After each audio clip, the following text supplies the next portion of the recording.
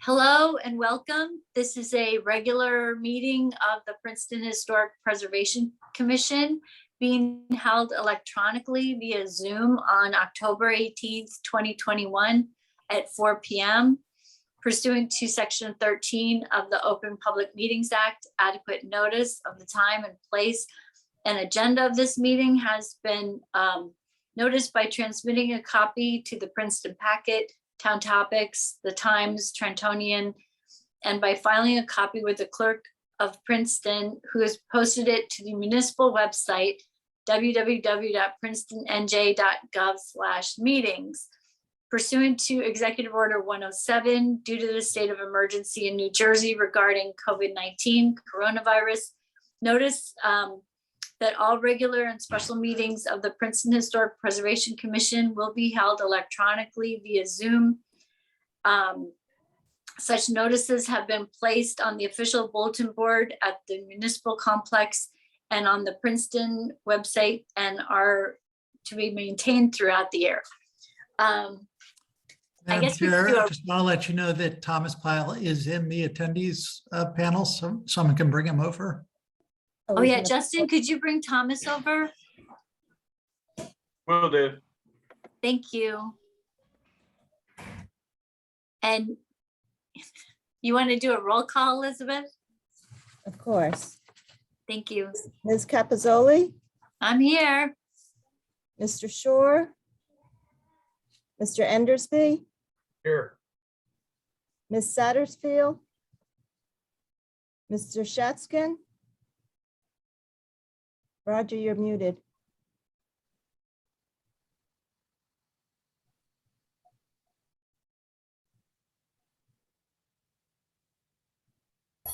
Sorry, I'm here, but something's wrong. Yeah. Ms. Howard, Here. I'm here. thank you. Mr. Pyle. Thomas, you're muted. Okay. He's here. We do All have a right. quorum. Thank you. Better than I'm not heard, I suppose, but I'm here. Thank you. All right. The first thing is announcements, and I just wanted to announce that we're losing our wonderful member, Brenna Campbell. She's going to have a baby, and she's getting married, and she's really busy, and she just can't do it right now, but she loves being on HPC, and she really hopes at some point she could come back. So I told her the door's open, and but for right now, it's time to take a break. So anyway, I wish her the best, and maybe we'll get a visit with her and the baby in late spring. Well, new baby, that means she's going to be back in 21 years. Yeah. Hey, my son's 22 and I've been doing this for 17 years. So We're still waiting to see the baby. oh, he's got a full beard.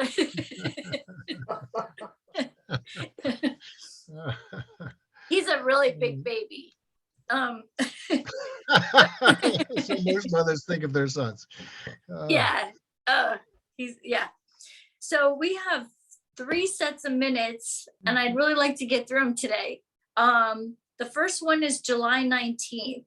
So the people eligible to vote are myself, Frida, Elric, Roger, and Tom. So Shirley's not here, and she's the only other one who could vote. So anyway, I hope everyone was able to read them. They were carried from last month. So is there a motion to approve the July 19, 2021 minutes? So moved. Oh, thank you, Roger. Second? I second. Oh, thank you, Frida. All in favor? Aye. All right, motion carried. The second meeting is a special meeting from August 30th, 2021. The people who can vote are myself, Elric, Roger, and Tom. So David and Brenna and Shirley were also here, but they're not here to vote. So yeah, just me, Elric, Roger, and Tom. So is there a motion to approve the August 30, 2021 special meeting minutes?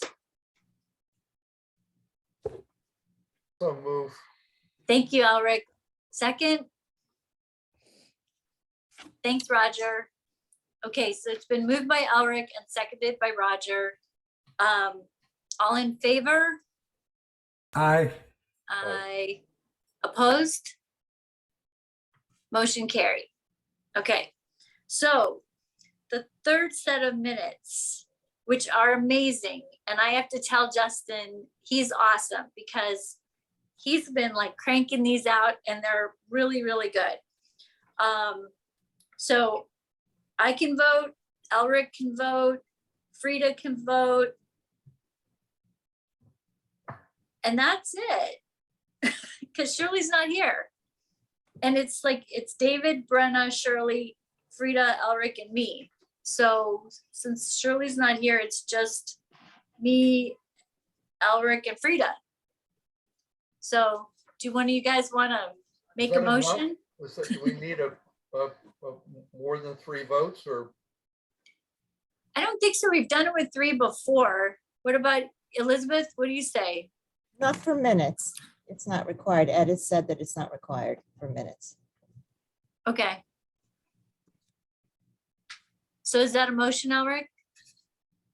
Okay, also. And Frida, you got a And I second. second. All right. All in favor? Aye. Aye. Opposed? Motion carried. All right, that is amazing. Okay, we got 3 sets of minutes down. Now we have the resolution. And Elizabeth emailed it this afternoon. Mhm. So I hope you got a chance to see it. We put this off because of noticing. So Elizabeth, did they notice people then or what happened? Yes, the notice was sent out to the neighbors within 200 feet. There was also a publication notice in the newspaper, and all of that was sent to Ed, and he checked everything out, and he confirmed that everything is in order for this to be reviewed by HPC. Great. And I see Clifford is here. I don't know if you want to say anything. He's muted. Yeah, I don't see video. Oh, hi. Hi. So I want to thank Elizabeth for her efforts through this whole process. She's been great answering a number of questions, and it's just been great to work with. So thank you, Elizabeth. Several commissioners at the August meeting made very good suggestions about increasing the cultural history inside the narrative section of the nomination, and I'm in the process of doing that. Shirley has been very helpful sharing information with me about specific members of the African-American community who worked at the clubs or who had relatives that worked at the clubs.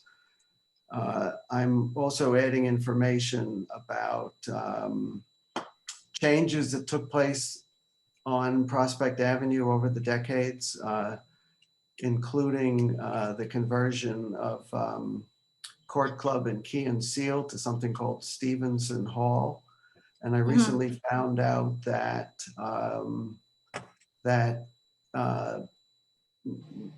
Jewish students who previously had been kind of blacklisted from the clubs asked to have a kosher kitchen on campus. And the first kosher kitchen was installed by the university in Key and Seal Club, I think in 1971.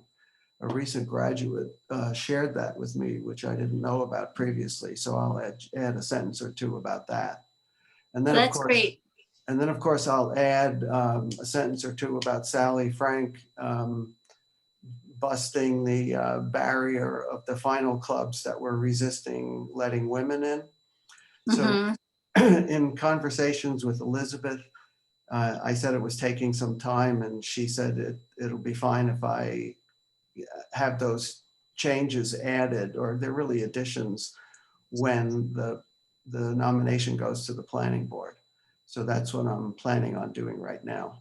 And then Elric, very interestingly, looking for something totally unrelated to the clubs, last week said he came across, I think it was an 1888 book. It was a reprint, a Dover reprint of pattern books, pattern book illustrations from the 1880s.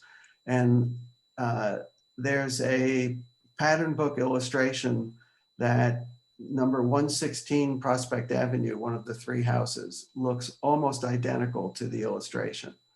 It's pretty obvious that the builder, who I think his name might have been John Fielder, they must have used pattern books. It's just remarkable how close it is. So I think I'll probably add that illustration somewhere into the nomination. There are Because at it least, shows I think the there are two influence. other houses in Princeton which were in that same collection of drawings. Well, it's a nice addition to know something. Those are the oldest, those houses predate the club houses.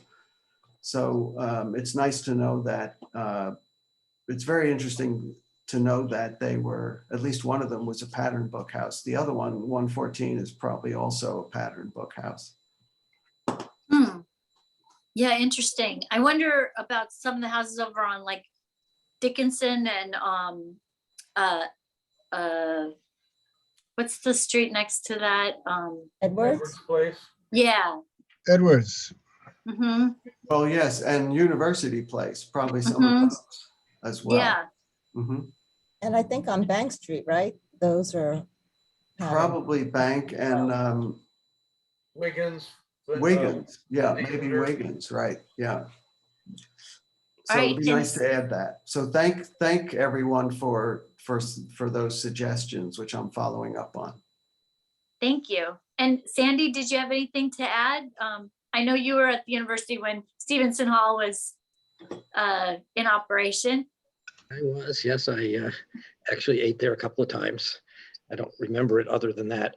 But yeah, thanks, Julie and Elizabeth, everybody. The one comment I wanted to make, which I think is important, is that in two prior meetings, I stated that I was in the process of obtaining support from the GICC for the establishment of this proposed Prospect Avenue Historic District. And at this point now, I got it. It was just takes a while. It's herding cats, especially over the summertime. So on October 7th, I sent to the HPC, which I don't know if all of you have seen it, but a joint statement of support from Princeton Prospect Foundation, which I'm the head of, and the GICC, which is the Graduate Interclub Council.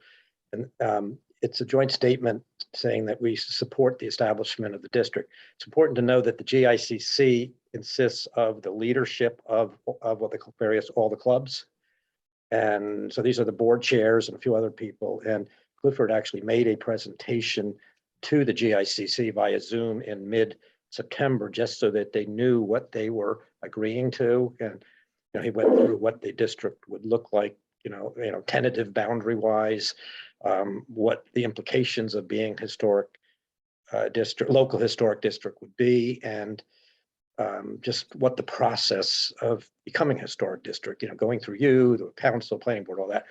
So, subsequent to that meeting, they all are on board, and I was able to submit the letter. So it's important because most of the property owners on Prospect Avenue itself in the district in question are individual clubs. So Well, you have thank you. that support. Okay. And that letter that Mr. Harrison's talking about was in the HPC package. That's the one that was dated October 7th. Well, thank you so much. All right, so I have a with question that, For Question? for Clifford and Sandy, has the petition been circulated at all among alumni returning for football weekends, that sort of thing? You mean about the historic district? Well, yeah, I mean, actually about the issue that's brought it about with the Oh, I just wondered if they've been involved at all, but it sounds like you've got that area covered pretty well. I mean, I think the GICC has deferred to, Clifford, myself, Carl Pettit, and some other members that's loosely called the Save Prospect Coalition, which has been working with the university and even recently behind the scenes. So there's a likely compromise agreement that everybody should buy into. So I think we're almost home there, but it hasn't been finalized yet. So it's not public yet, but I figured since you asked the question, it's fair to let you know that we're almost there, and it's taken a year to get to this point, but I think it's not perfect for either side, but it's something both sides are going to be able to live with. And that's the way these things work. Yes. Tom, you had a question? Yes, a couple. First of all, is this discussion relating to the resolution that I'm seeing here that was No, drafted about? no, actually, it's Okay. not. No. All right. The resolution is separate. Sorry. Are we going to discuss this resolution in today's meeting? Yes, so we Okay. are going to, we're voting on the resolution actually right now. So the resolution was distributed, All right. actually it came through last month's meeting. We decided there were issues with noticing. Ed, I don't know if you want to comment, but we're gonna vote. So I have some issues that I'd like to raise here in relation to this resolution and to the discussion with Sandy and Clifford.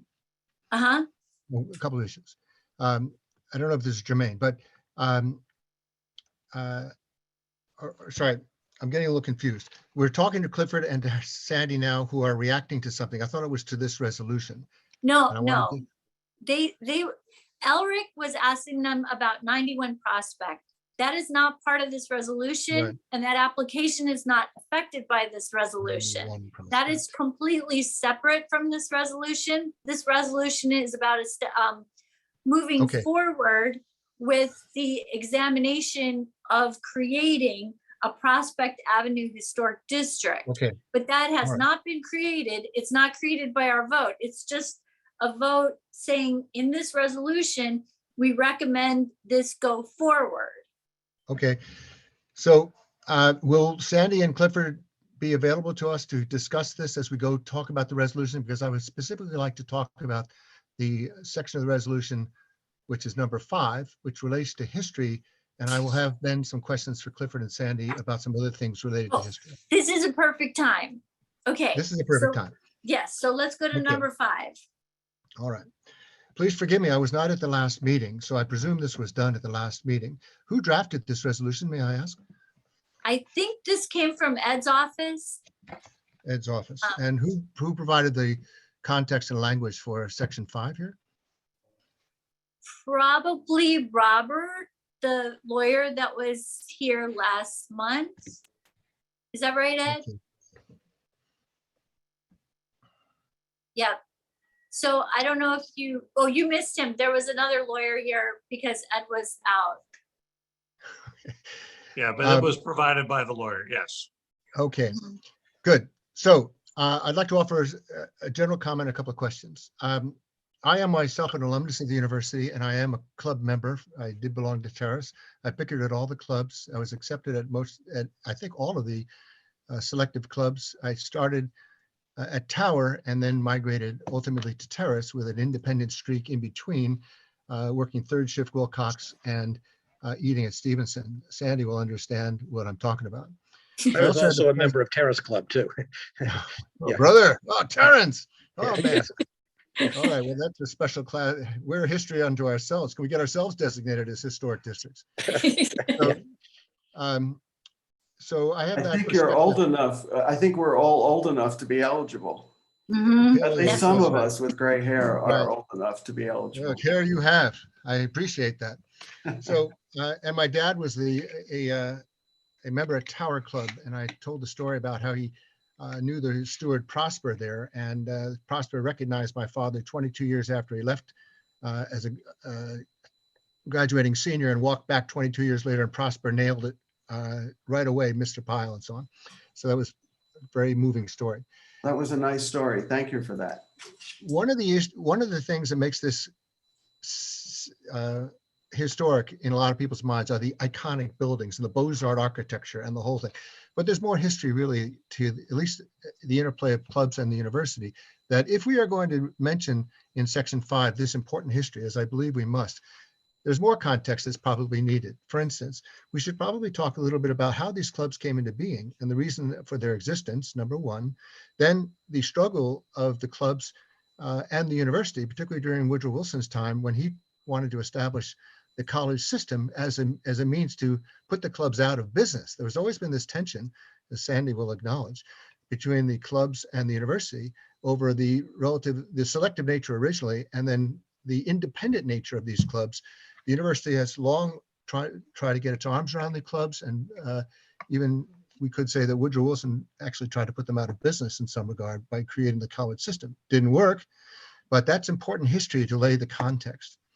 Another important history is the one that was mentioned just before about the Jewish experience at Princeton, and how Stevenson, named after Adlai Stevenson, actually, great humanitarian, established a kosher kitchen when Jewish students were still trying to find their foothold in the modern university culture. And that story likely needs to be told as a precursor to then the establishment of the Jewish Center and the now very active Jewish life, as I can see it, on the campus.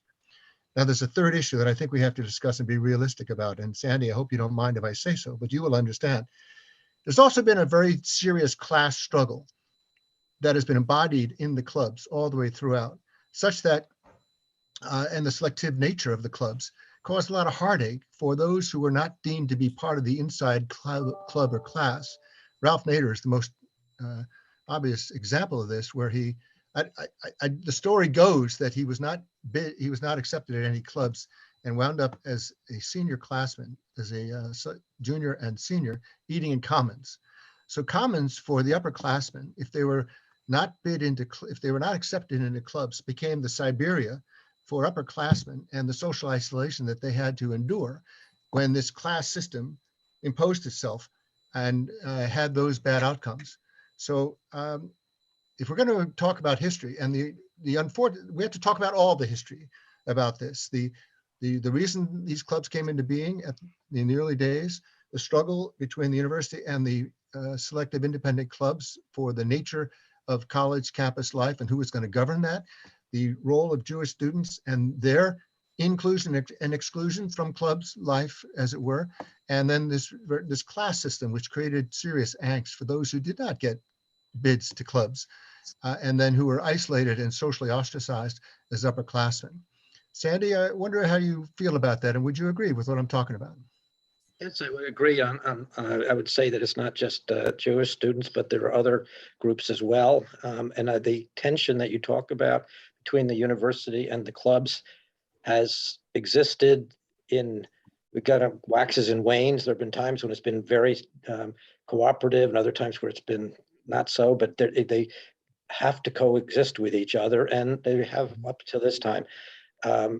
Regarding the exclusivity of the clubs, up until the late 1960s, they were all bicker clubs. You know, if you didn't get accepted, you could have really hard feelings, and that even has existed in the subsequent 50 plus years, but not as pronounced or as commonly because of the presence now of open clubs. But still to this day, you know, even though the clubs do their best to try to, you know, make the process smoother and have been pretty successful at it, there still are some hurt feelings about students that want to get into a bicker club, also called a selector club, and don't. So I'd say it's much better than it was, but it's still an issue, and I think it's it's something that is part of the history, and you know, should be integrated with the discussion about the I guess you call the culture of the clubs, not just the architecture. The cultural history. The In cultural fact, history. blackballing was a practice at the clubs during the all selective era, was it not?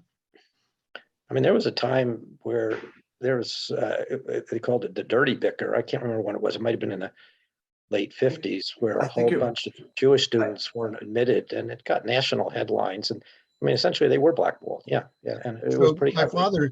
my father related an experience to me where one of his classmates, who was Italian American, was having trouble getting bid into a club, and so they made an ironclad arrangement where those seeking bids for clubs would band together as groups, requiring the clubs then to accept all or none as a means for getting around the blackballing technique that some of the clubs were imposing on some of the less fortunate classmates. The point I'm trying to make here is that there's a serious class history and an important one to understand, because I think we've made a lot of progress. The university has provided so many other options, whether it's independence or Spelman or other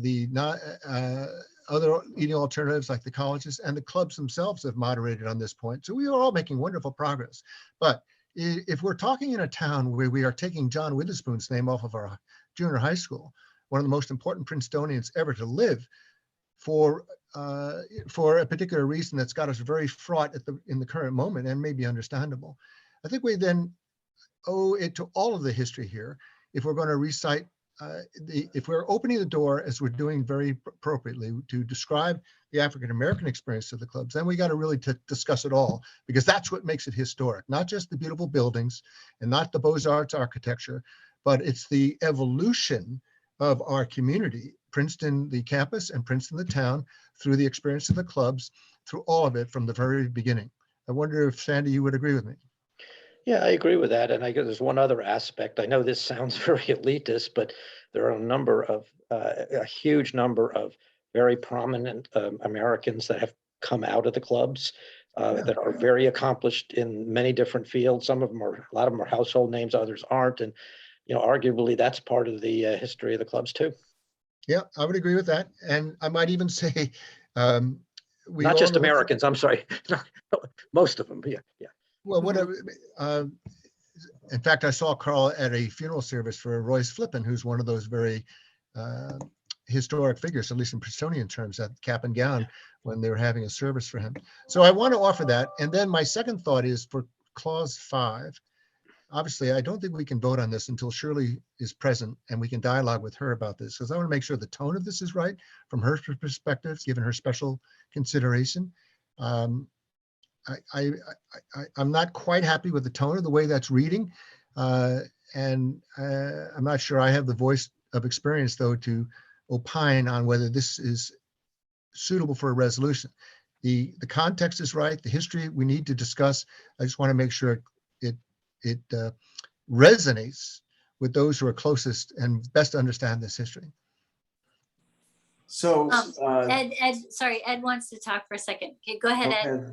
Well, I just wanted to clarify, and I think Tom's comments are right on point and should be included in the study that will go into this. This is really the first step of having HPC make a recommendation that the planning board and eventually the governing body consider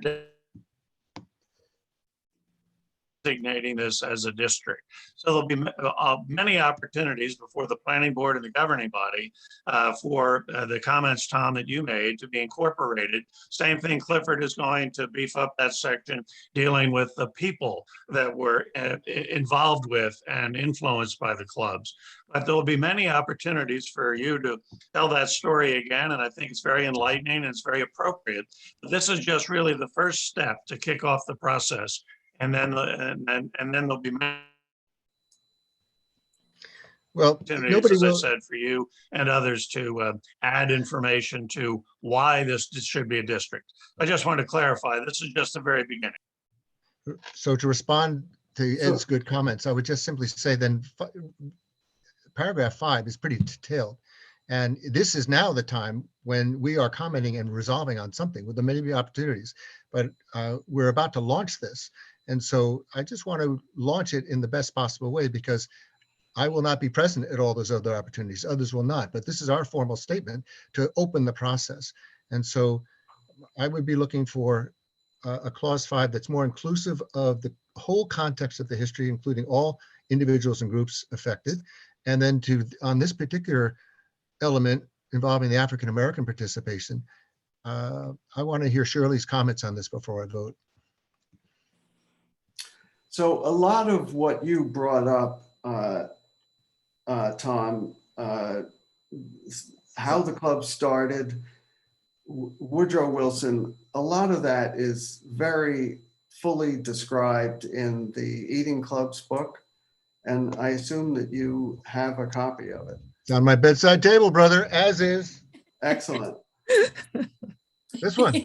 Oh, very good. Bought this Very down good. at the LRC the other day. Thank you. That's the wrong So book. Stevenson Hall is mentioned. Some of the aspects of the the dirty bicker of 1958 is mentioned in the nomination that I put together, and it's also more fully discussed in the book. So, I didn't feel when I was putting the nomination together that it needed to be book length and include 100% of the history of how the clubs developed.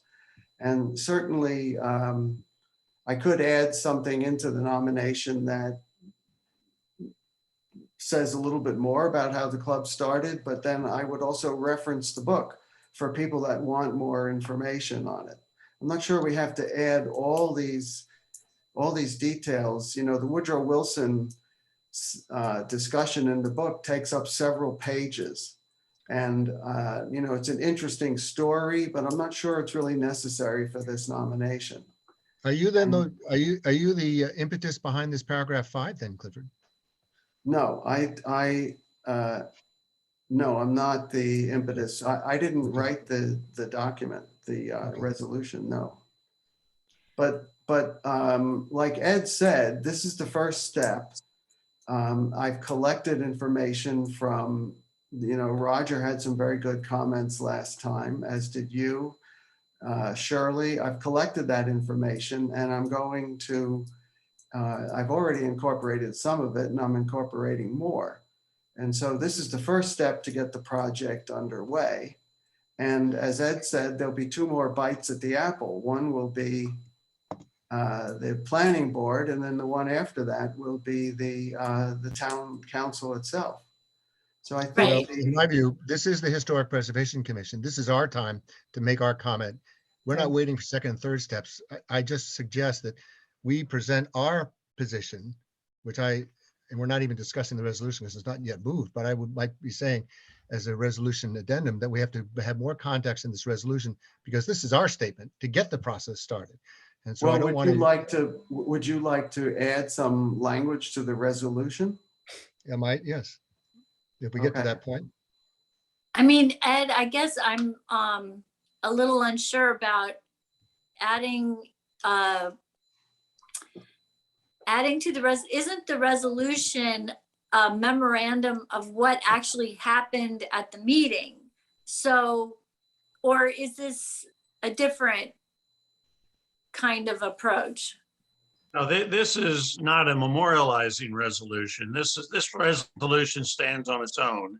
If you wanted to incorporate now at this stage of the game, some of the comments that Tom made and Clifford is following up on, you would then have to table this resolution until we had the language, unless we can sit here tonight and rewrite paragraph 5. I have to say that I agree. Which I don't think is a very good idea, nor is it possible.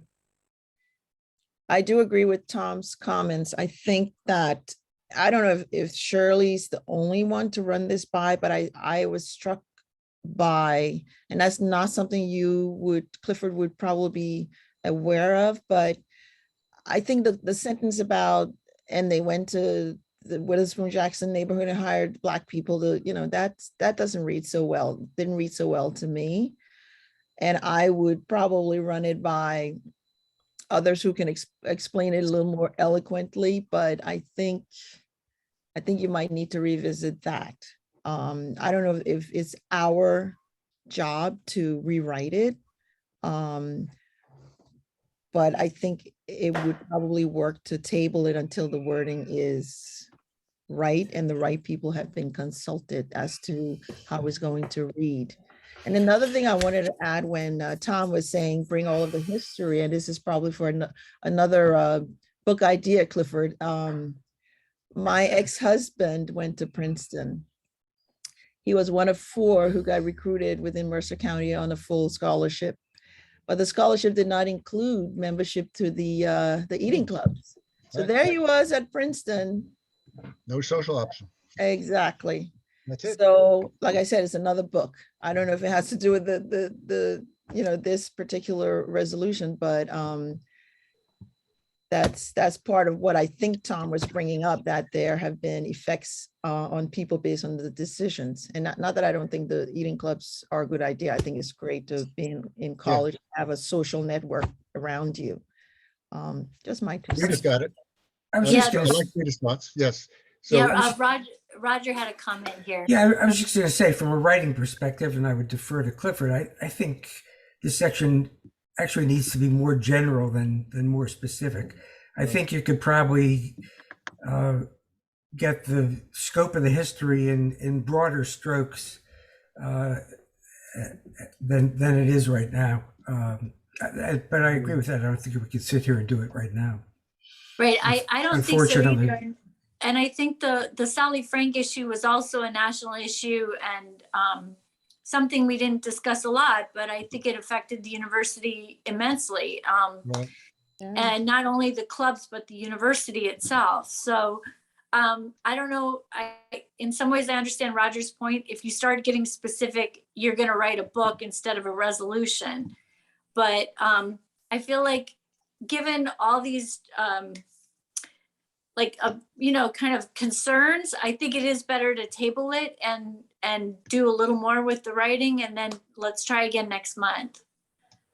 If that's okay with Perhaps, Madam everybody. Chair, can you appoint a few of us to be your subcommittee to help you get this in workable language, or is that done? Okay, Tom, you're on the subcommittee. Well, one surely for sure. You asked for it. And Rita's on the Rita- subcommittee. Oh, no. Rita's on the subcommittee. Oh, boy. Roger's on the subcommittee. Okay, the whole board. Okay, committee of the whole. Madam We- Chair? Yes, I just want to let you know that that was Shirley calling. She was looking for the link, so she should be joining shortly, but I think that probably the issue is resolved. Before we move on, I just want the commission to know that there was an adjustment to the map from what they had seen. It was in the last submission for last month, but since we didn't go over it, I just want to at least take this opportunity to alert the HPC on that.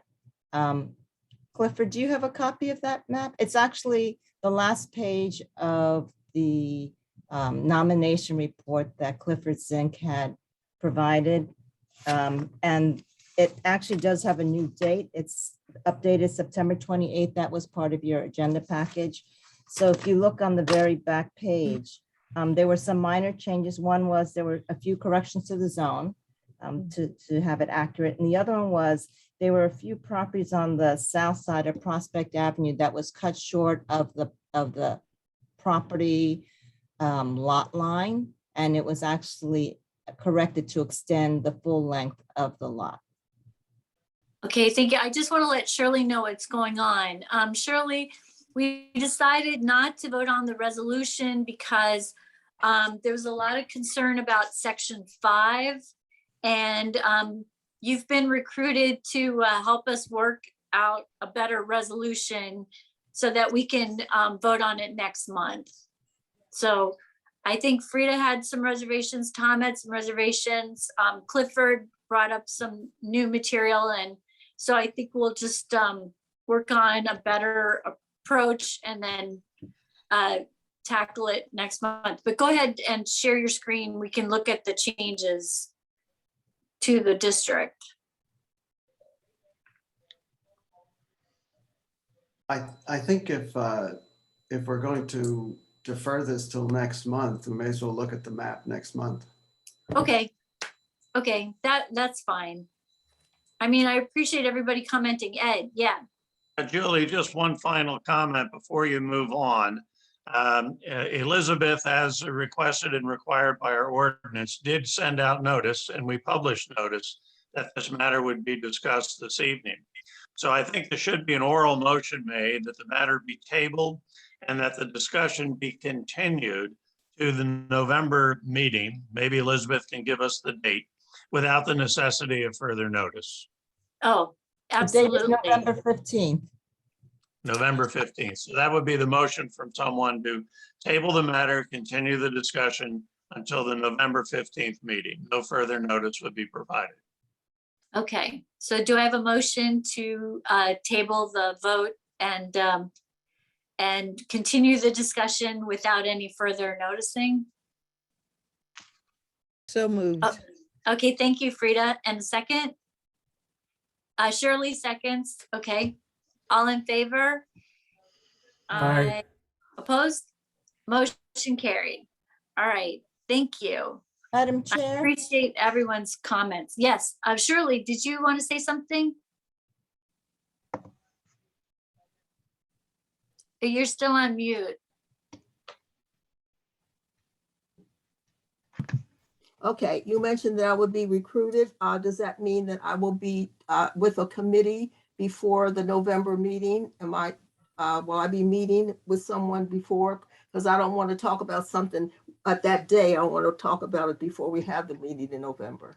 Yeah, that's the idea, is that especially the wording in the resolution on section 5, Yeah. it seemed like everybody was kind of uncomfortable with it.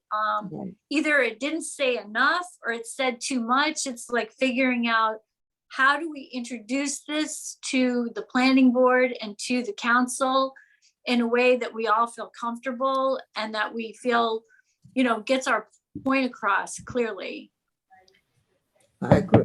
Okay. Okay, so Elizabeth, are we gonna set up a subcommittee meeting or something, or? yes, I would like to know who is on that subcommittee. And in addition, there is someone in the public who has had their hand up on this matter. But if we could first start by determining who is on that subcommittee. Well, I was just wondering if Volunteer. Frida, Tom, and Shirley want to do it because they all had a lot to offer. Sure. I So can do it. Frida and Shirley And Tom? and Tom. Accepts. Okay, so that's Okay, great. Okay. Julie, would, yes. after you draft that resolution, if you'd like Clifford and me to take a quick look at it, before the meeting, just in case we have any perspective on it, we're offering to do that. Well, that sounds great. Makes That sense. sounds like a really good idea. And we'll Mm. probably run it by Ed's office as well, just to make sure it all fits together. Sorry to raise this awkward question, but should we be running this by anybody else before we bring it to the council for a commission for a vote? So the obvious interested party is the university here. I think it's just a public, whatever we run it by, we do it in a public meeting. So the Well, public if we- has the opportunity to comment. Like right now, in fact, somebody wants to comment. So. Yeah, but as a point of order, I'm grateful to Sandy and Clifford to offer to review this, but that gives them a proprietary interest unless we're going to allow that kind of a process to others to participate before the meeting. Oh, what do you think, Ed? Well, as you indicated, Julie, with participants in the meeting can certainly comment. I think Clifford and Sandy are offering to help put together the application, the request to consider this as a district. I don't think, and the university we could certainly share a copy of this, and after it's adopted, I will send it to Kristen Applegate for her information. But I don't think you would need to recruit a representative from Princeton University to participate in what HPC is eventually going to do. I don't think that's necessary. All right. Now, could we get the member of the public in so we can, because we have a big agenda still. Okay. So Yaina Moore had her hand up, so she's being promoted to speak. Thank you.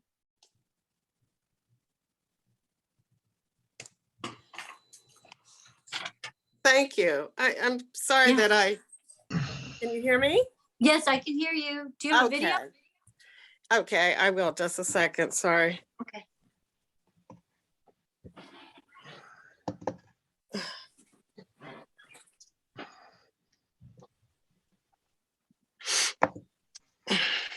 I mean, as an alum, Yaina probably has other also information. Hi, good afternoon, everyone. Yes, I guess I did want to say that unfortunately, I didn't have the benefit of having the actual resolution. And I guess I'm concerned that there is a delay for the need of the comprehensiveness of the stated history or the unstated history. And that I think there have been some general statements with regard to the exclusionary practices of the clubs, as well as the class based approach before there were many of other students that may have been excluded for other reasons. There has been, and this is within the last 10 years, a change to the financial structure for how a student can join a club, in that it had been on the student's own wherewithal, therefore wealth, to make the separate payment for if they were rooming there, room and board.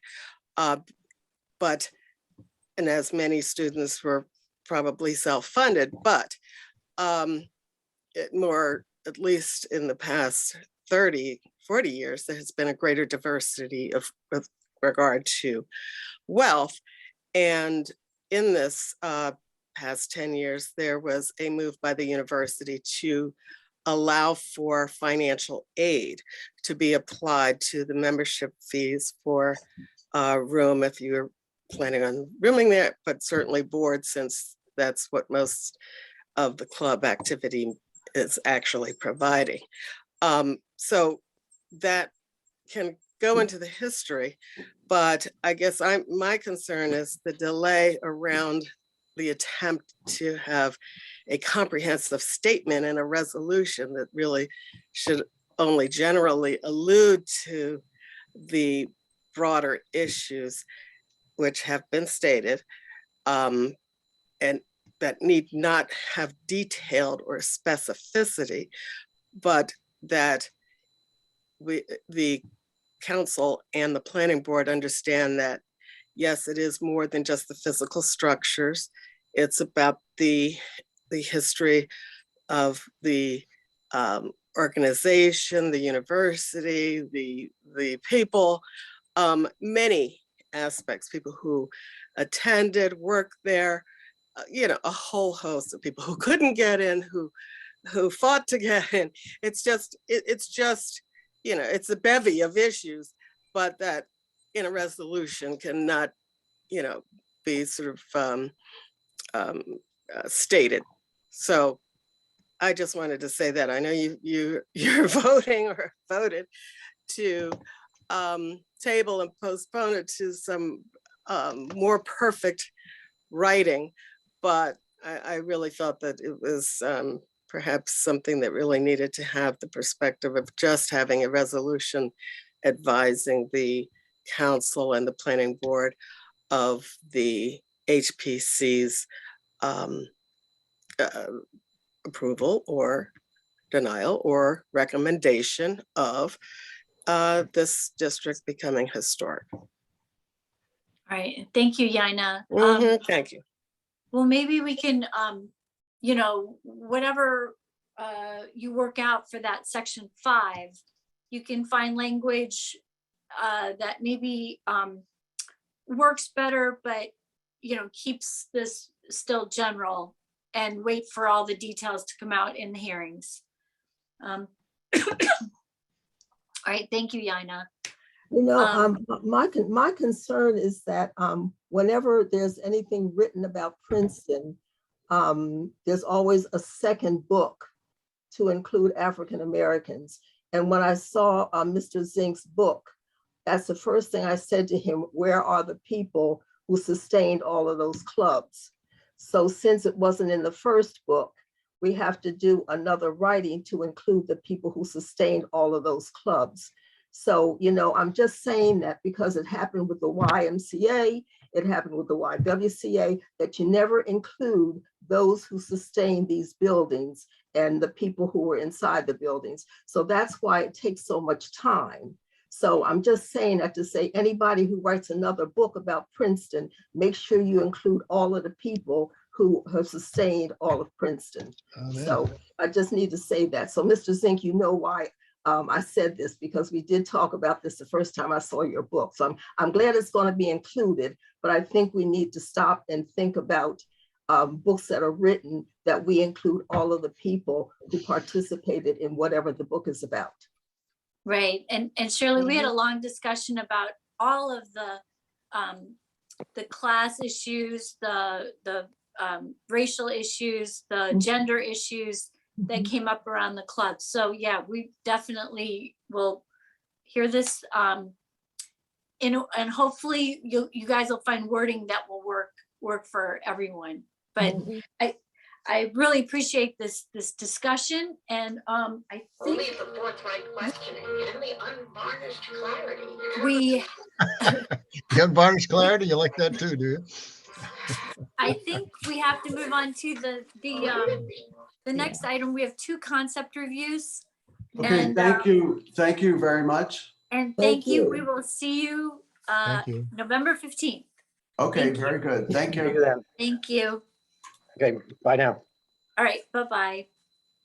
So our first concept review is 22 Dickinson Street.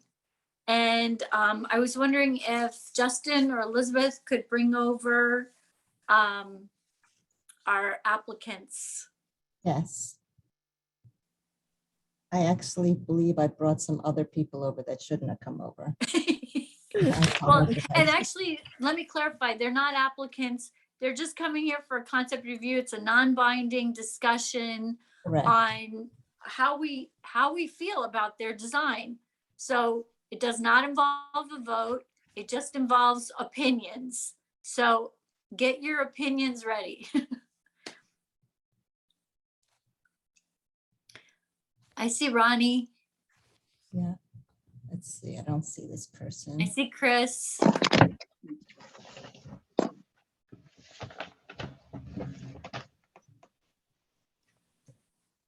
Hi. Hello. Oh, we got everybody there. Tom, Chris, and Dan, is that right? Okay. So, I don't know who you want to start, just to get people familiar with the project. I know Elizabeth and I took a little site visit, but the other members are not probably that familiar. So I think everyone has screen sharing powers as well. Yes. Is there anyone that I didn't bring over? There's someone with a phone number that. I think we're all here. Okay. I'm All here. right. So guys, do you want to start? Yes, unfortunately, I'm on a cell phone. Can someone share what I sent you, or you don't do it that way? Oh, you mean the municipality? Can we share? Yes. Yes. I'm going to ask Justin. He's better at this. Justin, could you pull up the folder for 22 Dickinson? I could look for it. If any of the applicants team had it, it'd be a lot easier because I'm also taking minutes. Okay, let me Right. see if I can find it. Then I apologize. Or Chris, if you have it, you guys have sharing capabilities. Okay. Let's see.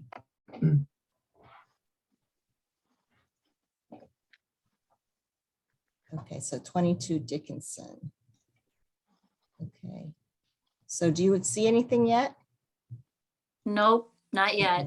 All right. I'm Opening gonna up the file right now here. Okay, here we go.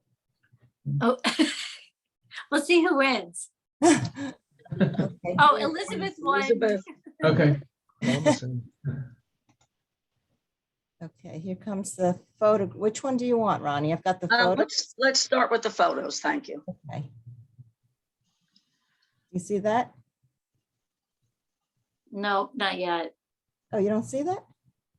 I Yes. mean, we just see the, Elizabeth, you need to stop your share and then reshare the document you just opened. Okay.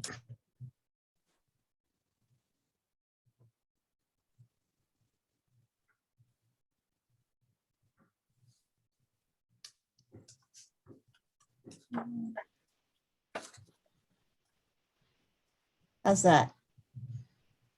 good. There it is. Bravo. Thank you.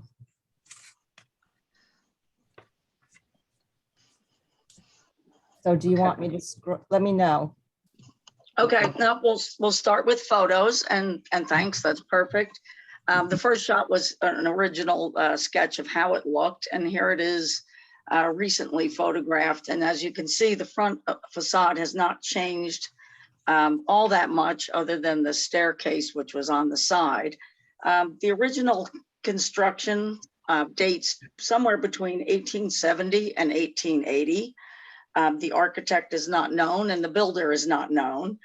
The style is a stick style, sort of slash eclectic with some, I guess you could call them Queen Anne elements in there. It's 2.5 stories tall with a basement.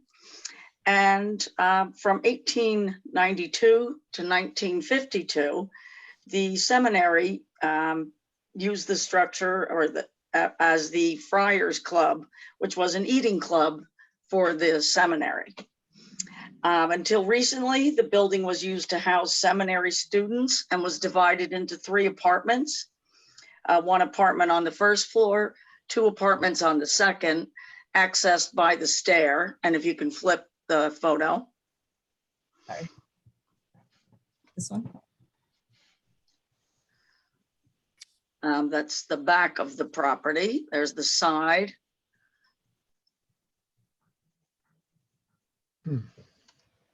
Somewhere we have a stair. Looks kind of brutal, modernist, cubist. Yeah, the photos of the back, it's very hard to get good pictures. It's close to the property on the right side.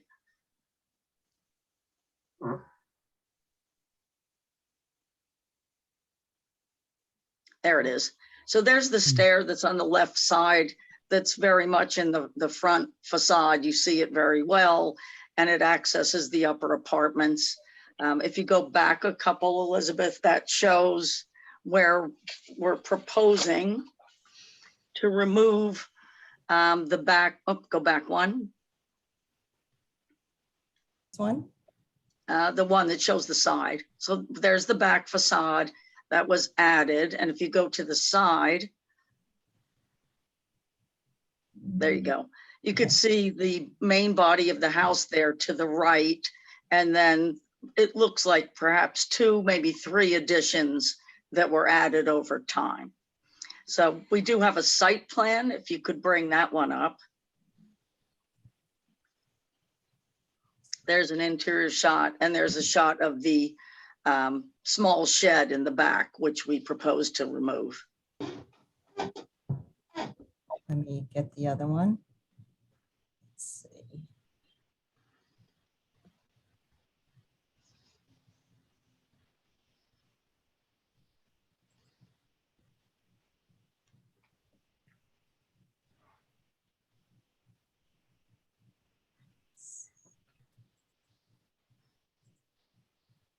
And I don't know if you guys, while we're waiting, if you want to talk about your plan for the house, how many units you want to have. Yeah, I can do that. I was hoping when we get the site plan up, it'll be easy to see. So the proposal is to maintain the original front portion of the house. And the idea is, instead of having 3 dwelling units, we would propose to to change this into a 2-dwelling, 2-family apartment. They would be 3 bedrooms, 2.5 baths. We propose 4 parking spaces in the back. We would also like to remove those additions and in turn add a new addition to the back. The goal here is to maintain the front. We would keep the wood siding. We would keep the front facing windows. The best historic fabric is in that first floor picture. And you'll see in the plan, the majority of the interior of that room stays. The rest of the interior has been very, very changed. The additions, once we get those up, you'll see that we're proposing something that I think is sympathetic in massing to what is there and using some elements of the house. Can you see this? Is this visible? No. No, No, okay. Sorry, let me try again. I mean, one of the main things is that unfortunately, there's a zoning variance required. And so we would be advisory because I'm pretty sure that as far as I know, you guys still have to go to the zoning board. Is that correct? We do. We double check that with Derek and we do. Okay. What we are proposing when the plans come up is complying with Princeton zoning. So we are complying on what we're adding is proposing to add is compliant on setbacks, compliant on height setback ratio, complying on FAR, complying on impervious. So the addition would comply. The reason the variance is required is that Princeton does not have in the ordinance that you can add to a multiple dwelling unit without a variance. I see. Now, Elizabeth, we're still getting that same just list from the website. Oh, Maybe you don't, maybe we should let Chris try sharing his screen. okay. Yeah, I can't tell when you can't see it. I've got it up. I'm not sure why. Chris, you Yeah, want to it's try? not. Yeah, why don't you let Chris try? See if he can share. But yeah, so it's just this technicality in the law that makes them have to get the variance, but it's not because of the size or anything.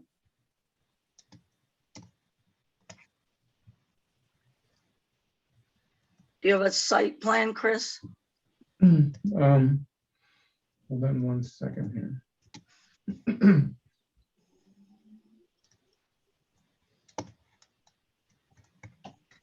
Yeah, welcome to Zoom meetings.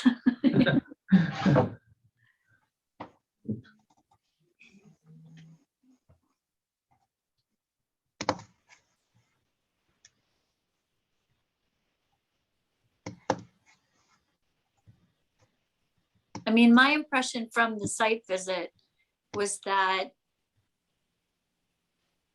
the streetscape doesn't change. Although you can see the addition from the side, you know, that front, the placement of the house, the proportion, the front all stays the same. Which I thought was a big positive. I know we have a lot of projects that are shifting the proportions of the house, and essentially this doesn't change too much. Okay, that looks like a site plan. Okay. All right, so we see the Okay, site there plan. we go. So there's the site plan, and you can see the hatched area is the portion of the house we propose to maintain. It's the most historic part, and we're not really changing that at all, other than on the inside. And of course, we would we will repair siding, windows, etc., but not a lot of other changes other than taking away that lovely stair to the second floor. as you look down there, you could see the dotted lines, the dashed lines. That's the existing, as you move towards the rear, that's the existing additions that were added. We don't have a date, but were added that we propose to remove. And then you can also see the total of what we're proposing to add and the 4 parking spaces behind. We also may, if you can look further down the site, propose perhaps it's a carport, perhaps it's a garage, or maybe just the shed, also complying with Princeton zoning ordinance to be able to put that in the rear of the property to replace the shed that we would be removing, which currently actually opens up to the university's property for some unknown reason. If we go to plans now.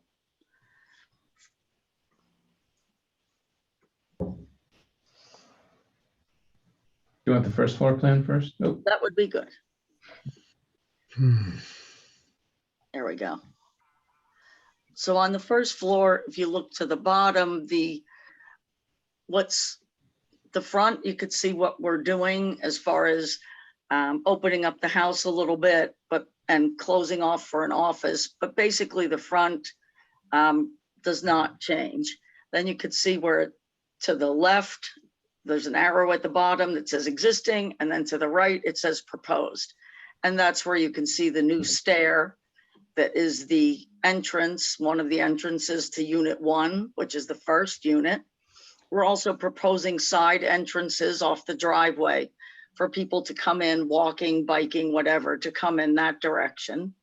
And then you would have the next unit from the back. You can see the stair. We're proposing another porch. So the front has a porch, the back has a porch, trying to mimic some of the historic aspects of the home. If you go up to the second floor, we can just look inside at what we're doing there briefly.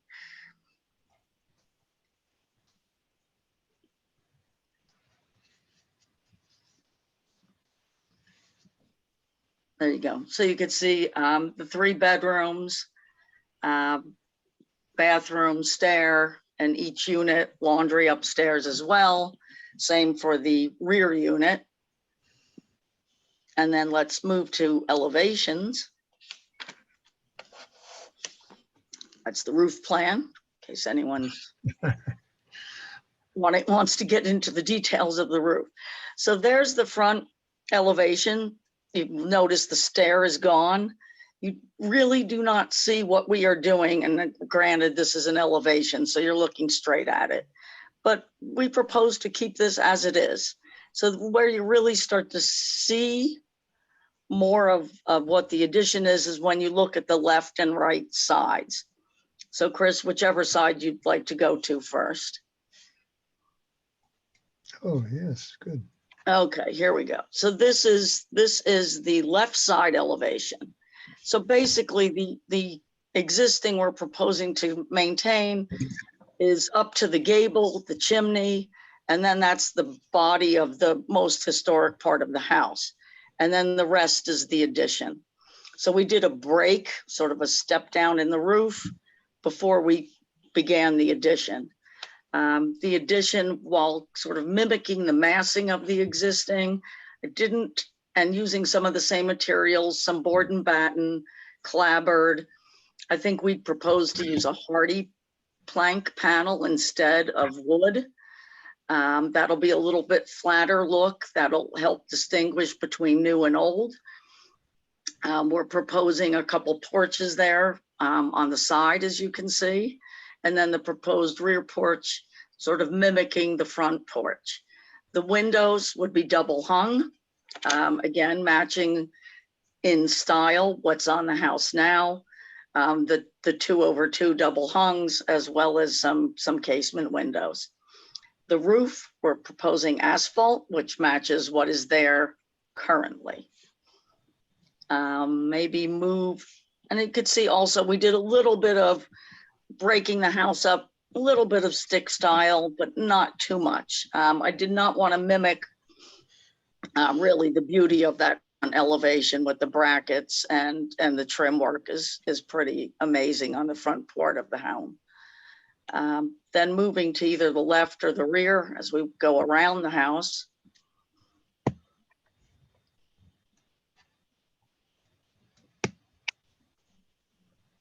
Okay, there's the rear. There we go. There's the rear. You can see the porch that we added. Again, just breaking it down a bit, mimicking the arched window. Again, the board and batten, the clapboard, the double hungs. You can see some windows in the basement there. The unit in the back would have a basement and some windows there. And then moving to the right side, which you will see, as Julie mentioned, you will see some of this from the Alexander Street side. You'll notice on the main house, this side is much simpler than the left side. It has some brackets, but that's about it. Shutters, double hungs, it's much simpler. So we kind of took our cue from that and made our side also more simple. Still the gables and the hardy plank, the double hung windows, maybe just breaking it down a little bit with some trim work, but basically keeping it simple as that left side is simple.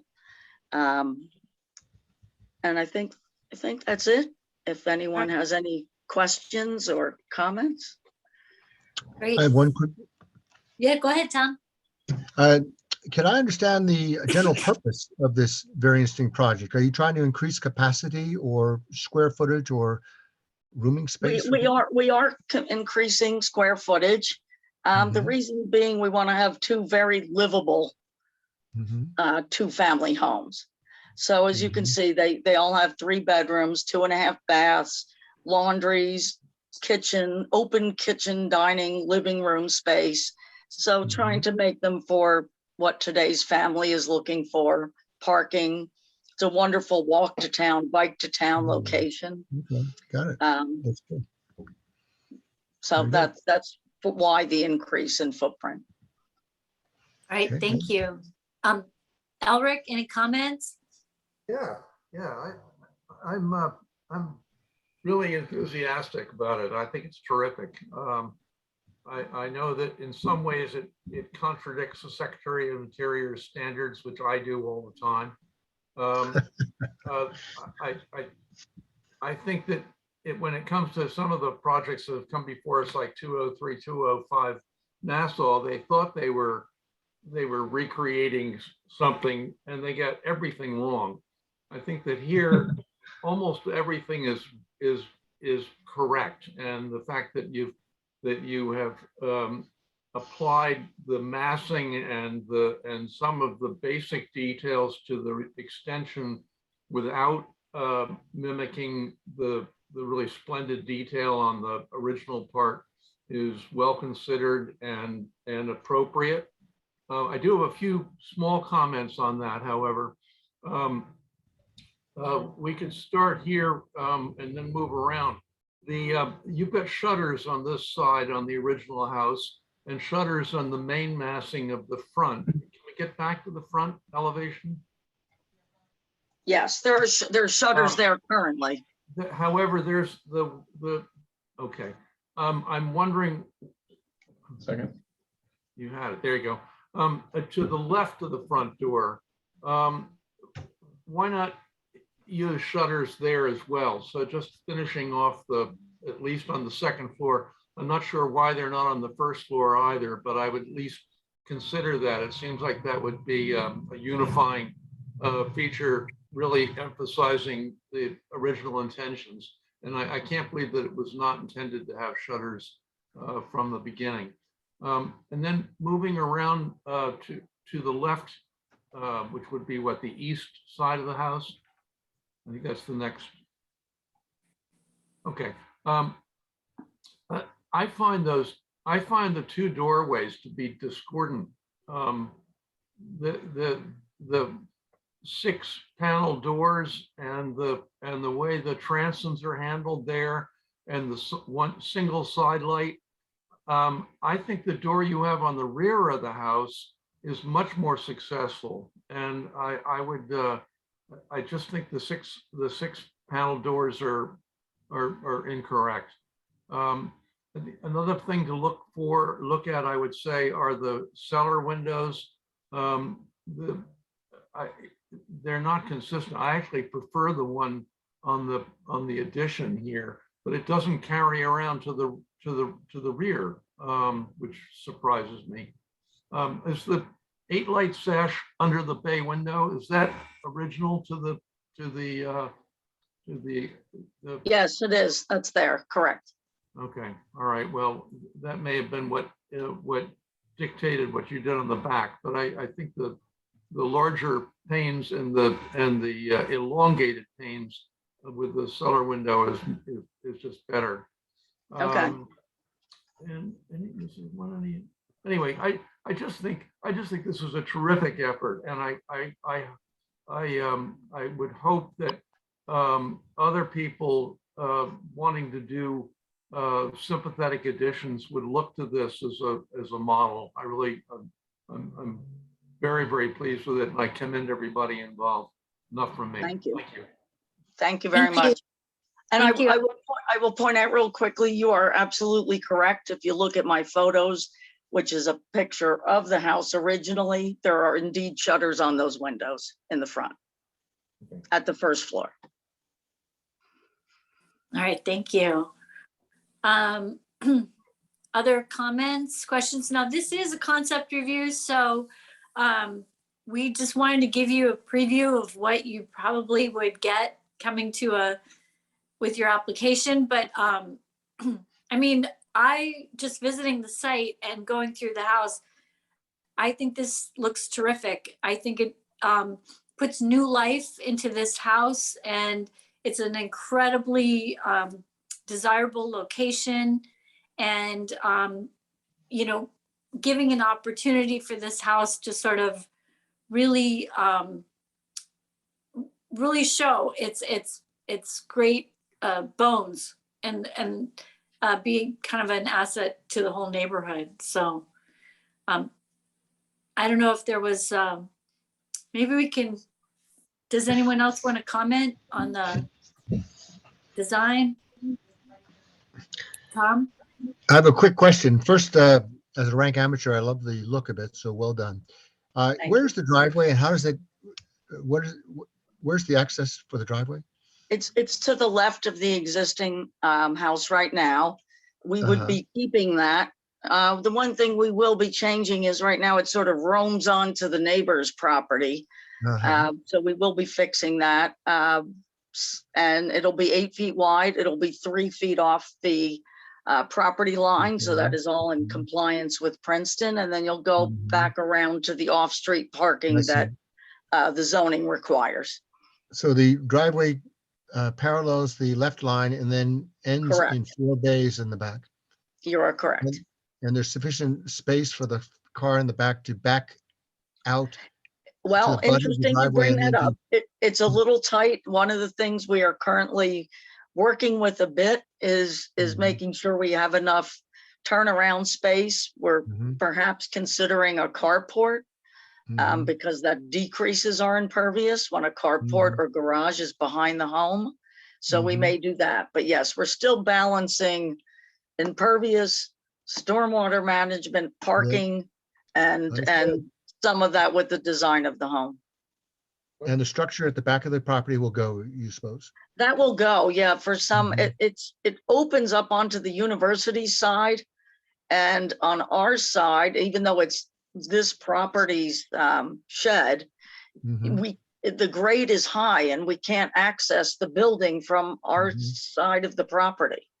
So it doesn't serve us to walk around onto the university's property to access our own shed.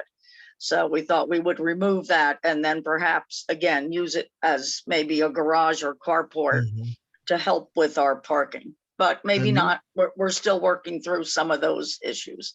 And the university owns the property that's at your back angled boundary? And to the left and to the right. Yes, I see that. Okay. All right, thank you. great questions. And that is on that carport notion. Take a look at the wagon sheds that were often put up around churches and Oh. whatever, where in a sense, the shed you're removing mimics it. And that is that the posts are not on the front of the building. They're set back about 4 to 6 feet. And that means that you have more of a turning radius in getting the cars out into that, into the drive itself. And it's not unknown for urban wagon sheds and whatever from that period. Thank you. That's a great idea. Yeah. When And you're you coming to often us see again- that. I'm sorry. I was going to say, you often see Hopewell Borough has a lot of Victorian homes with the wagon shed behind them. Yes. When you do come back, we're going to be looking, we'll be interested in what you're thinking about in terms of colors and lighting. So I would make sure you include those issues in your presentation. All right, good. Which we look forward to. And just to remind everybody, yeah, this is a type 2 district. So we do look at only things that are in the public right of way. Anything that is original, that's painted, we don't weigh in on. We only weigh in on the color of new materials. And yeah, what else? I think Elizabeth can, help you if you have any questions. All right, thank you. Any other comments? Well, we really appreciate you coming in. And I guess if we could stop the sharing. It's hard for me to see everybody.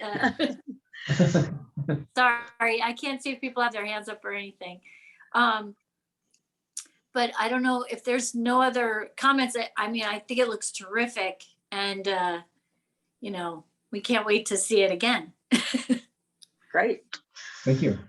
All right, thank you. Thanks very Yes. much. Thanks for the comments. There is someone in the public. I'm not sure. It's Tom Chapin. I believe he'd like to probably talk on this matter. Is that okay to promote him? Sure.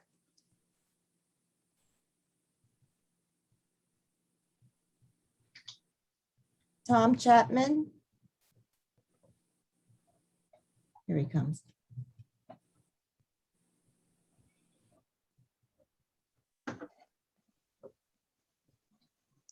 Okay.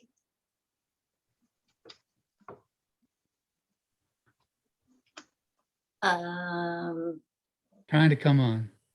Oh yeah, here you are. Where am I? There I am. Hi. There you are. Thank you very much for allowing me to ask a couple of questions.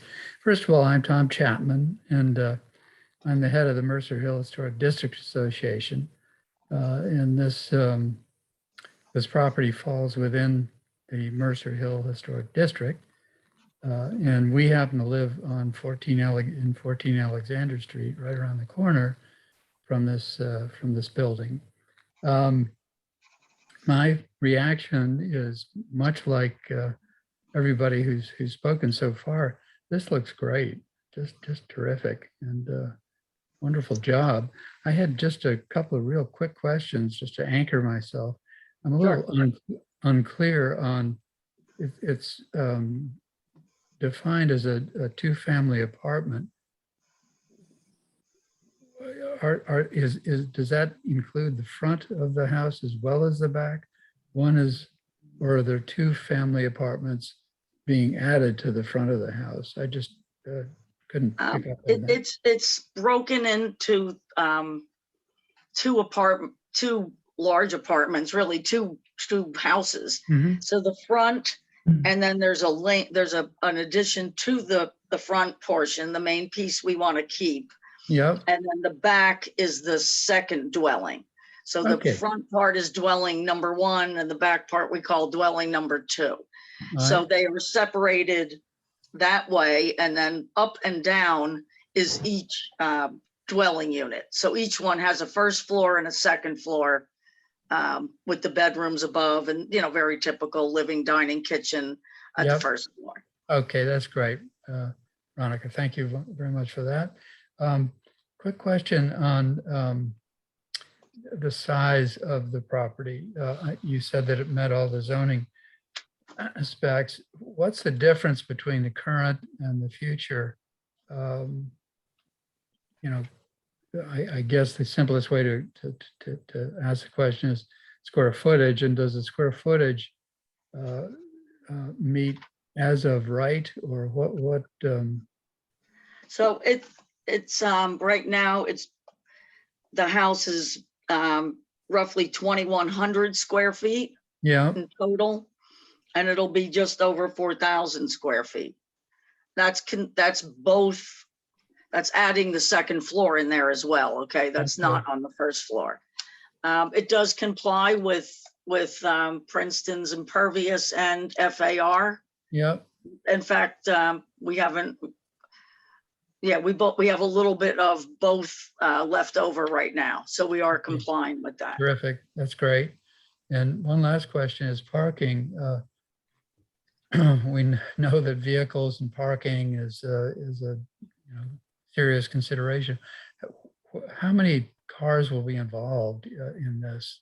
And Well, what how Princeton does zoning requires for a two-family dwelling is 3 off-street parking spaces. We are currently attempting to get 4 parking spaces on the back of the property, thinking that each dwelling unit would have 2 spaces. Yeah.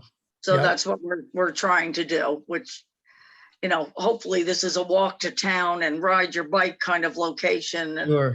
maybe you just won't need that many cars, but Yeah.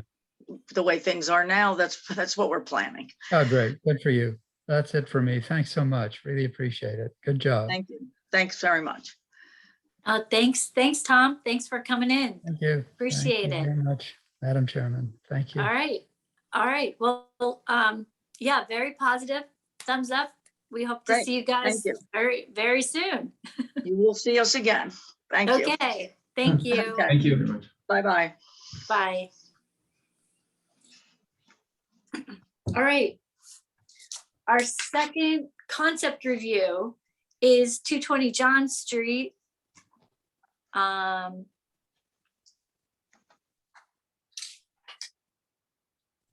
Chair, I'm bringing the representatives for the application over now. Okay. I see my friend Ron Berlin. Hi, Hello, Ron. Madam Chair. How are you? Good. How are you? It's gotten dark during I this. know. Let's try that.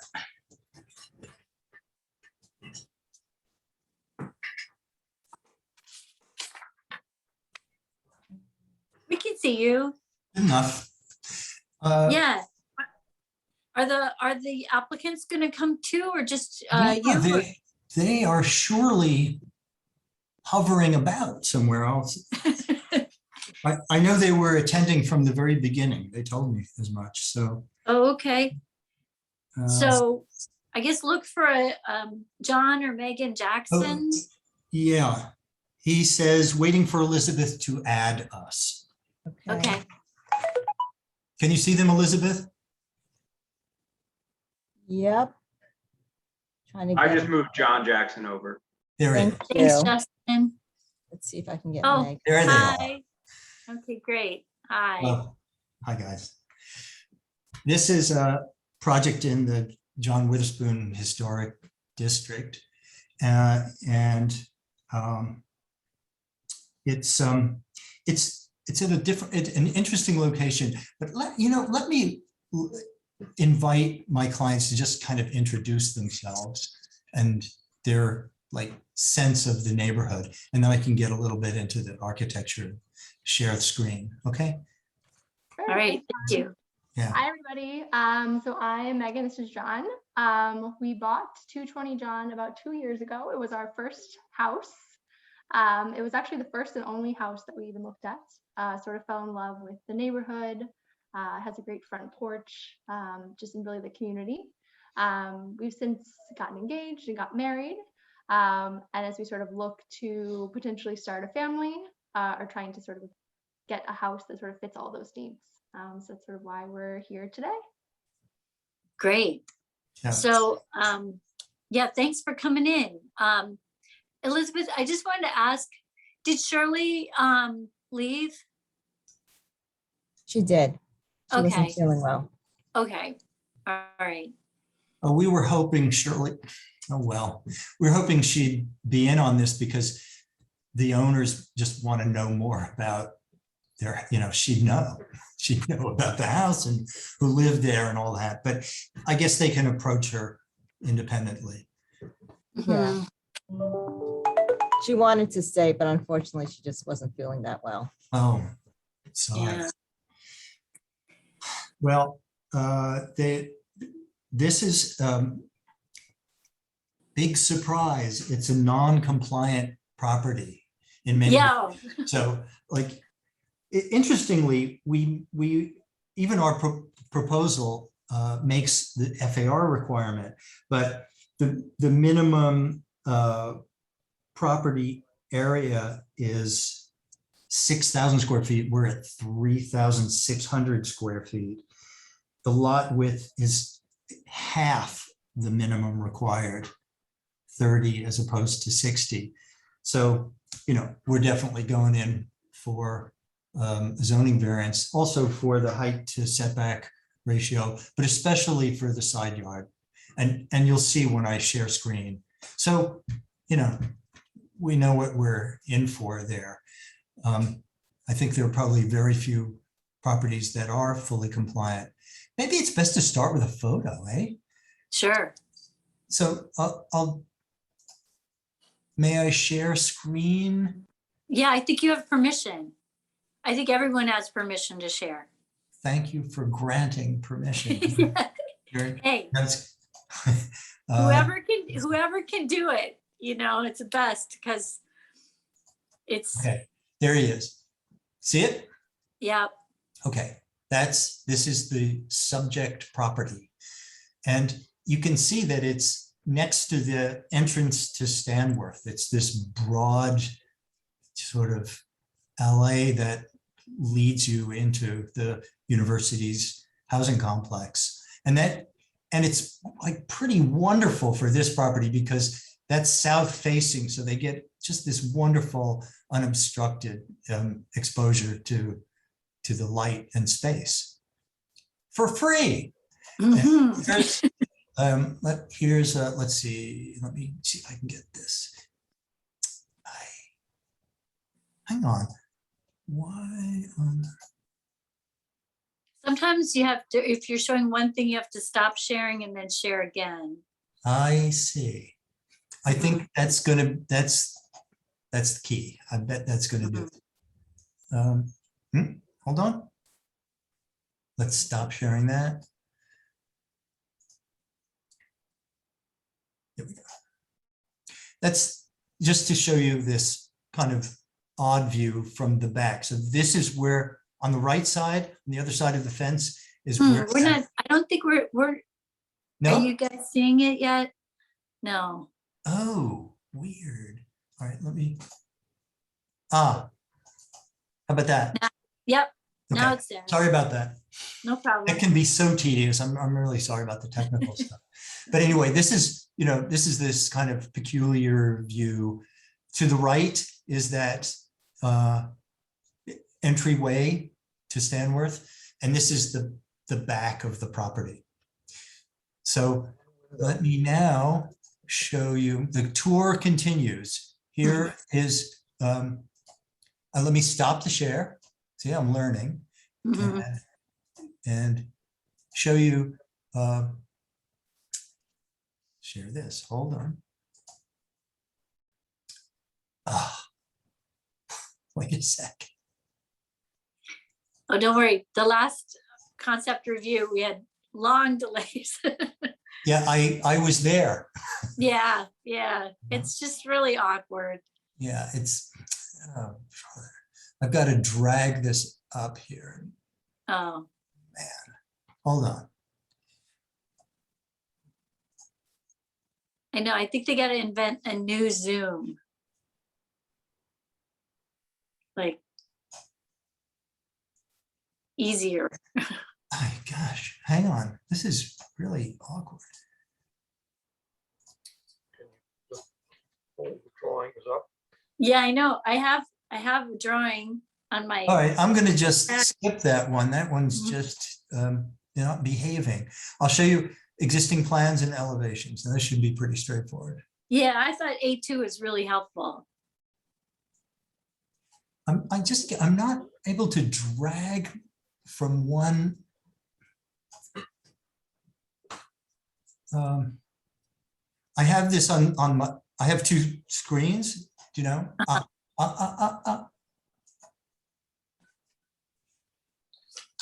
Or we can get Elizabeth to share the drawings.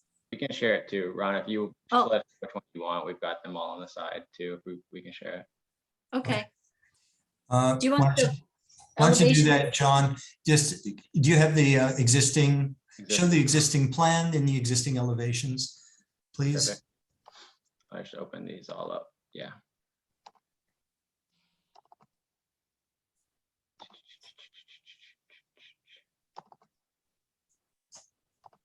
Okay. And Great. Ah, good. Okay.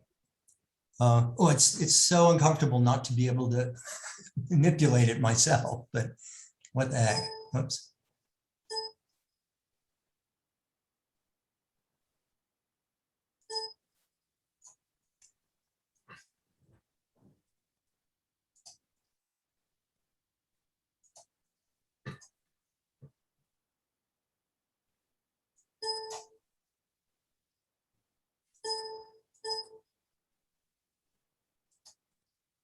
can everybody see it fine? Mhm. Good. Can you see Ron? I'm sorry, I was actually like out of the meeting there for a second. I can Oh. see now. Yeah, I'm sorry about that awkwardness. So we're looking now at the existing elevations. And you can see that this is, I really like this house, but it has a really modest kind of a vernacular quality. And frankly, like that's what I strive to further in the additions that we're proposing. We're proposing additions basically to add a second floor to the remainder of the footprint where there's now at the back of first floor rooms. And we're also proposing to add a sliver, a two-story sliver alongside that caboose at the very back. And that's it. So John, can you show the proposed, maybe you should show the, can you go back to the existing plan for a moment, please? Yeah, these are the plans, right? And John, can you point out where we're adding that sliver? Yeah, that's it. In this, right in there, Mm-hmm. right? And there'll be a 2-foot setback from the existing long south wall to this new addition. Okay. Mm-hmm. And now we can have a look at, you know, why don't you show the C1 drawing? I see you've got those tabs, so this is really easy. That's it. And this shows you the existing survey plan with the darker hatching showing where we're proposing to add a second floor, and then that the 2-story sliver as well. Okay.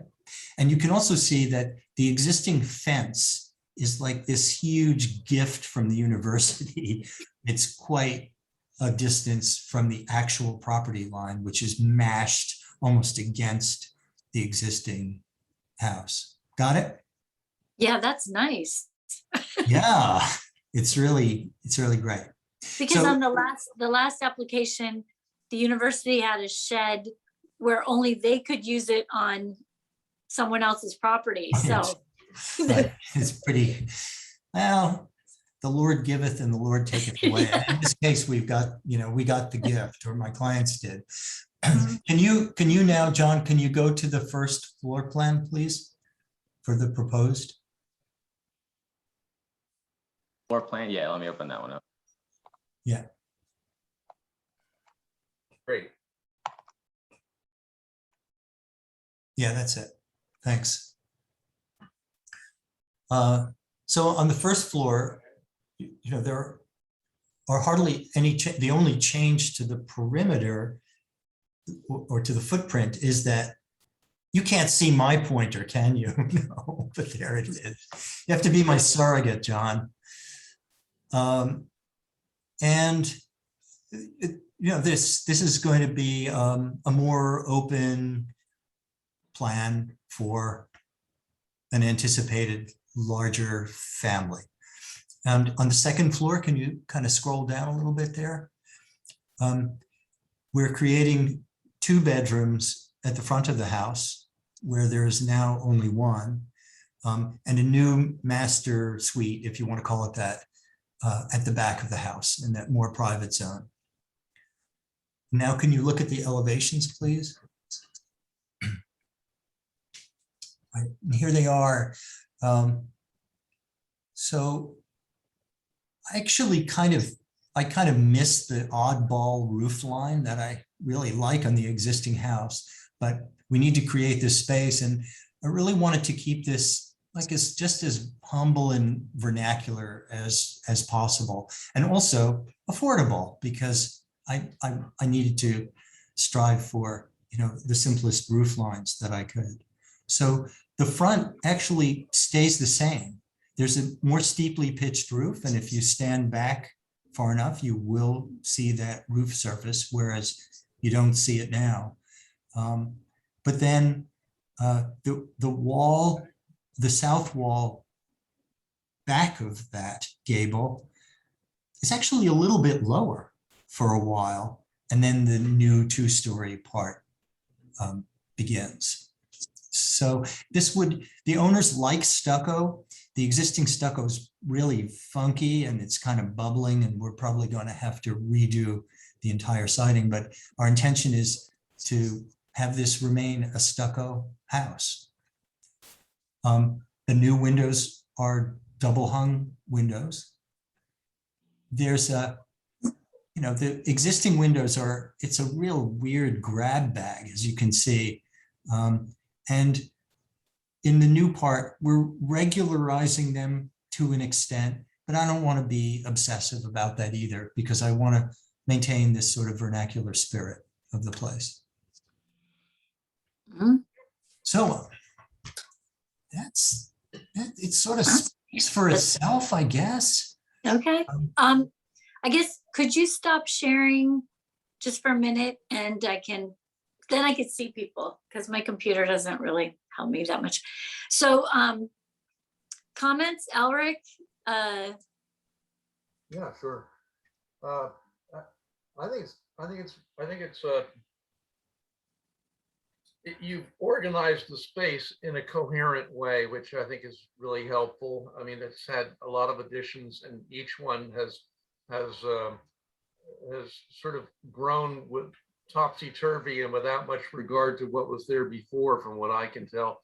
Yeah. The exception being, anyway, I think this is better organized. I found it remarkable looking into the backyard that there was only 1 small window on the second floor, and everything else was just blank walls. And by opening it up for the master suite on the second floor, particularly, and into the kitchen area on the first floor, I think that's really helpful. You do have that bonus of the light from the south, and you're taking advantage of it.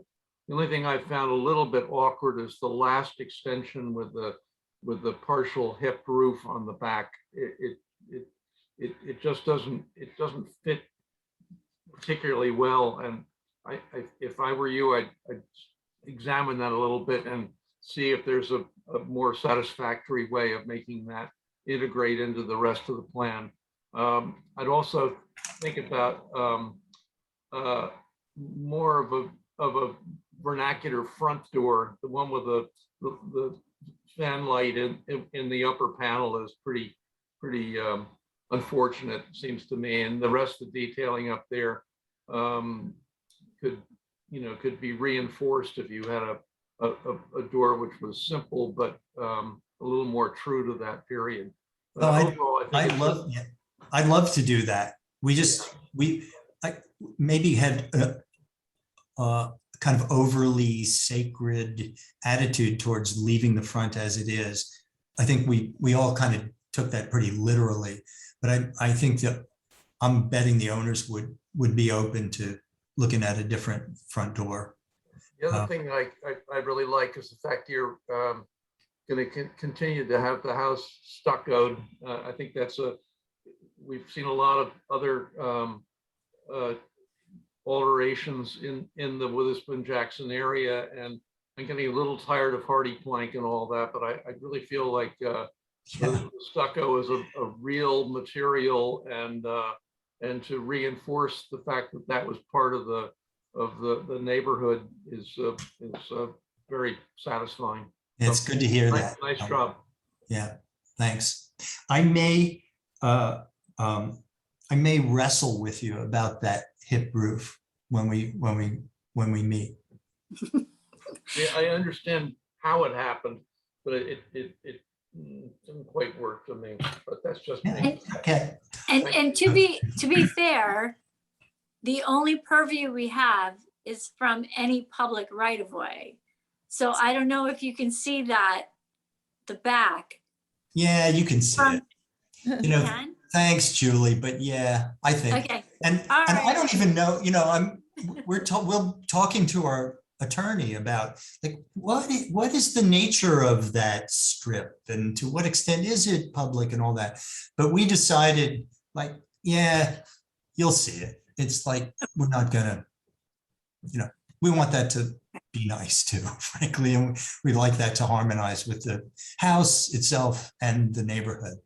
Elric, it's a tricky back there, and because the house jogs like it almost there's the same width, but it jogs over. It's that like classic goofball. Hey, it's a small point. It's a small point. The overall effort is well taken. Okay, thanks. Hey, Tom. Very small question about the fence along what is the right of way? First of all, is that right of way just a grass median, or is there a pavement that leads into Merrick Stanworth? There's a walk. How wide would you say it is, Megan? Is it like 4 feet wide or? 4 or 5 feet. Yeah. It's about, because I've walked. And whose fence is Yeah. whose fence is that? Is that the university's fence, or is that your client's fence? Universities. The I fence goes see. the whole neighborhood along the Uh-huh. apartment. Yeah, I've just been about this in a personal property matter, and I decided to do a deer fence so I could get a little more visibility. I'm just wondering if that's a possibility for this couple, if they would wish. You'd perhaps sacrifice some privacy, but being able to see through the fence would give you more visual spacing. But that's really Well, I don't think they Good can to know. touch the fence because it's not theirs. Yeah. well, indeed. Yes, duly noted. Yeah. They don't even want to whisper about that. Yeah. Like, No, just I guess leave not. that where it is. Okay. Okay, Frida, you had Understood. Yeah, point. can we put up the elevation again, proposed elevation? I know, I had a question about the windows. Right, the lower picture, I don't see, okay, great, yeah, proposed south elevation. I'm looking at the upper windows. Are those in the same room? Because from an interior design perspective, if they're in the same room, you're going to have a hard time dressing those windows. There's two to the left that look the same, and then one to the front of the house, towards the front of the house. Yep. Oh, that. Yeah. No, they're not. They're different rooms?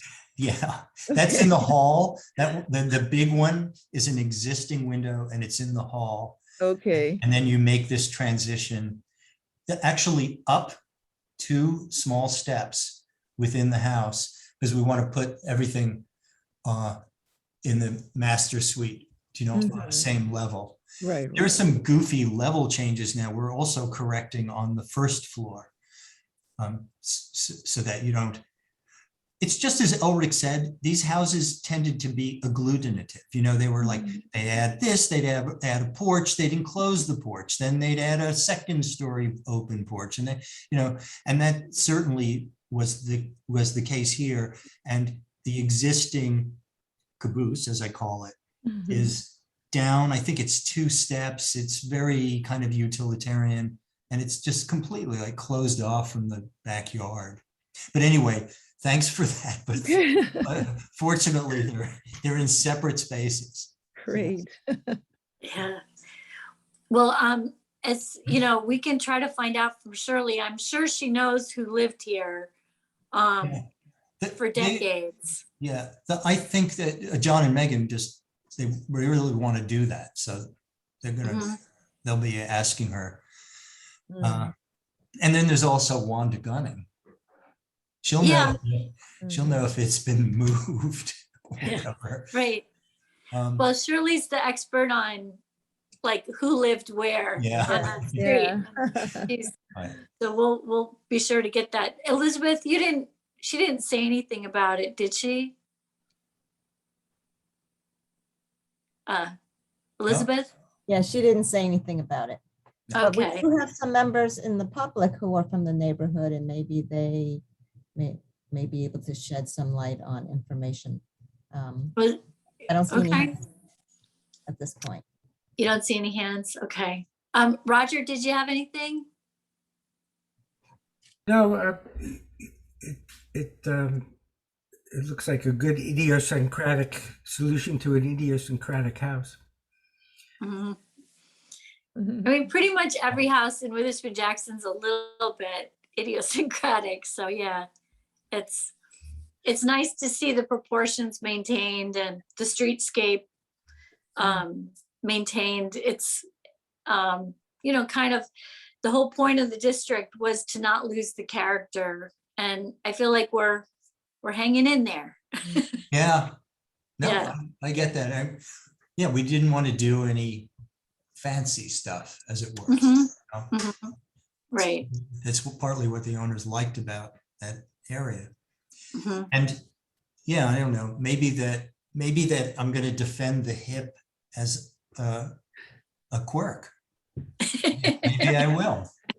We'll see how that evolves. All right.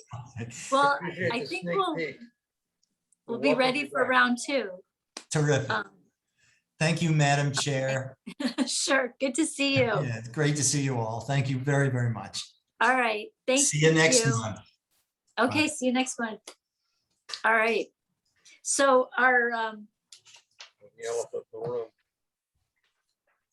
final application is a courtesy review of 21 Wiggins. It's a fairly complex site. And I know we're a little bit behind schedule. It's almost 6. But just so you know, we will be putting together a memo, but this is not, hi, Chris. Hi. This is not a formal HBC application. So this is a courtesy review.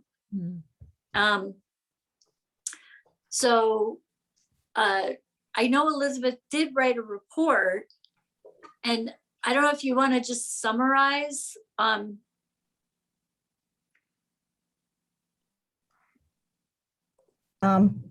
Yes, I'm just they have several people that are representing the application, so I'm just bringing them all in right now.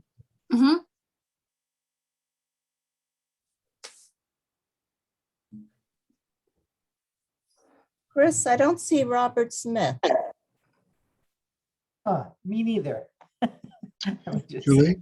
Yes. I am so sorry that I have to duck out for another meeting for which I'm dressed so pretty tonight. So please forgive me, and really enjoy the meeting today. Oh, thank you. So, Luckily, we still have a quorum, so we're just hanging in there. All But right. Okay. Good. We'll see you Let me next say month. my bow tie. Hope you all like it. Good. Okay, thank you. We like it. Good night. Good night.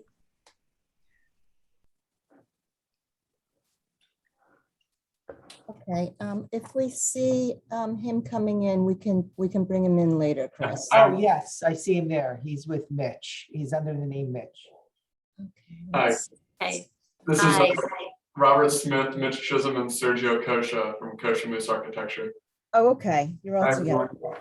everyone. It's our brain trust over there, architectural brain trust. So Elizabeth, do you want to go over it real quick? Yes, so the applicant is 21 Wiggins LLC, and they filed the application for a major site plan with the planning board. And they want to modify the existing house on the property as a mixed use of office and residential. And then they want to construct a new apartment building with parking. There are no variances required with this application. So this is a 3-lot property. And it's identified as block 27.02, lots 42, 43, and 44. It's in the former Princeton Borough, and it's also known as 21 Wiggin Street. Properties on the residential business district and the affordable housing overlay zone 1, which is a OHO1 zone. The project is situated in the corner of Wiggin Street and North 2 Lane Street, and it contains 0.331 acres. The properties fall within the suggested central residential historic district of the historic preservation element of the Princeton master plan. As part of this application, the applicant intends to consolidate the 3 lots into 1 lot. So with that done, the frontage will continue to be with their frontage on Wiggin Street. So North 2 Lane will be one of their side streets.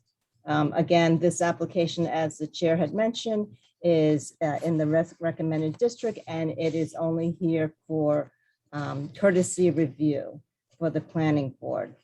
I'm just going to do it real quick because I'm sure the applicant has their own presentation. That, you know, the house is 2.5 stories. It's on the corner lot. And then there is an additional building there, which is an office building. It's a very small 1-story, 1,000 square foot building, and it has existing parking that faces and has access from North 2 Lane Street. The applicant intends to demolish everything on the site except for the existing house. A portion of the back of the house will be removed to be able to connect the new building to the existing house. The new building is going to be 4 stories. There is going to be a section of the new building that's going to be above part of the parking lot. The applicant, let's see what else, just something really quick. New walkways and patios are going to be proposed. All of that material is going to be concrete, and the parking lot is going to have Belgian block curbing. There are 7 existing trees on the site. There are 3 that are proposed to be retained, which are on the front lawn facing Wiggin Street, and 4 trees on the side and the rear will be removed. New additions of landscape are going to be 5 new maple trees. 4 will be planted as street trees along North 2 Lane, and 1 will be planted on the side yard. They're also proposing a linear planting of 59 Dwarf Frathergilia, which are proposed on the south and west property line and on both sides of the driveway entrance. Let's see what else we have here. The applicant is also proposing some amenities for the building, which are going to be an elevator, a lobby, a package storage, locker area, interior bike storage, electric vehicle and electric bicycle charging stations, and a meeting room. There are going to be 2 new patios, as mentioned. There's going to be stormwater management features incorporated in the project, which are going to include green roofs and underground storage under portion of the parking lot and rain barrels for the existing house. There's going to be new surface parking for 14 parking spaces, and 8 of those charging stations are going to be out in that parking area. The access to the parking lot is going to continue to be off North 2 Lane Street, and there are 2 brick walls that are going to flank the entrance of that driveway, and that's about 10 feet high. So just to go to the comments and recommendations, I'm going to try to go through them very quickly. So of course, the Historic Preservation Office appreciates that the applicant is going to retain the existing house on the property that faces onto Wigan Street. The new addition is attached flush to the building, and it is recommended that perhaps a smoother transition connecting the two buildings could be considered. If the applicant intends to restore the existing house, the HBC is asked if they would consider recommending that the shutters be sized and installed appropriately when replaced. Right now, there are replacement shutters which aren't actually sized and positioned accurately on the building. If any of the roof condensers are visible from the right-of-way, it is also recommended that they consider screening those. The engineer plan shows that the building is between 4.9 feet and 5.3 feet from North 2 Lane. Right of way with the new face of the building. With the affordable housing, there actually is no front setback requirement, but it might be better fitted to the neighborhood if perhaps the building was able to be set back a bit and more consistent with the prevailing setback of that neighborhood area, and also to set back the upper floor balconies. And if the brick and the slate are in good condition, which are existing out there for part of the walkways and patios, if they could be repurposed either for the walkway or proposed patios that they have on their plan. Any lighting always to be sensitive to the LED level, to have it in the warm spectrum. The Dwarf Frathergilia, they are native deciduous plants. They have interesting seasonal interest, but there are so many of them, and it's kind of a monoculture, and the applicant is asked to consider perhaps for, providing a mix of evergreen deciduous of different heights and of different species for diversity of seasonal and textural interests within the site. And then there's a few questions for the applicant to go through, if they could just go through them. That's under item 9. And then there are some other comments which are just general comments that really aren't historic preservation, but if they want to address them, that would be appreciated as well. Any questions the commission has, I'm happy to answer any of those questions. Thank you. All right, thanks. I guess we should go right over to the applicant. So thank you so much for coming in. I guess if you want to address Elizabeth's comments or just go through the presentation, everyone has sharing capabilities, so. Great. Thank you. Thank you, Julie. Thank you, Elizabeth. Appreciate the introduction. Since Elizabeth pretty much summed everything up, I think we'll probably jump right into the presentation as our architect's getting that ready. I could give a little bit of background. When we first looked at this project, the original plan for this site was basically to start with a clean slate. And we brought a concept plan before the municipal staff, Michael, Derek, Jim. And as a result of that meeting, they said, hey, did you guys take a look at the affordable housing overlay? And we didn't really think that it worked at the time. But after that first meeting, we took a closer look, and we came up with our design team, I should say, came up with a really nice plan that preserves the existing building on the corner there, and also creates 4 affordable units with a lot of other great elements that Elizabeth mentioned, like the green roof, preserving some key trees, vehicle charging, bike storage interior. So we're really happy about the project and how the design has evolved.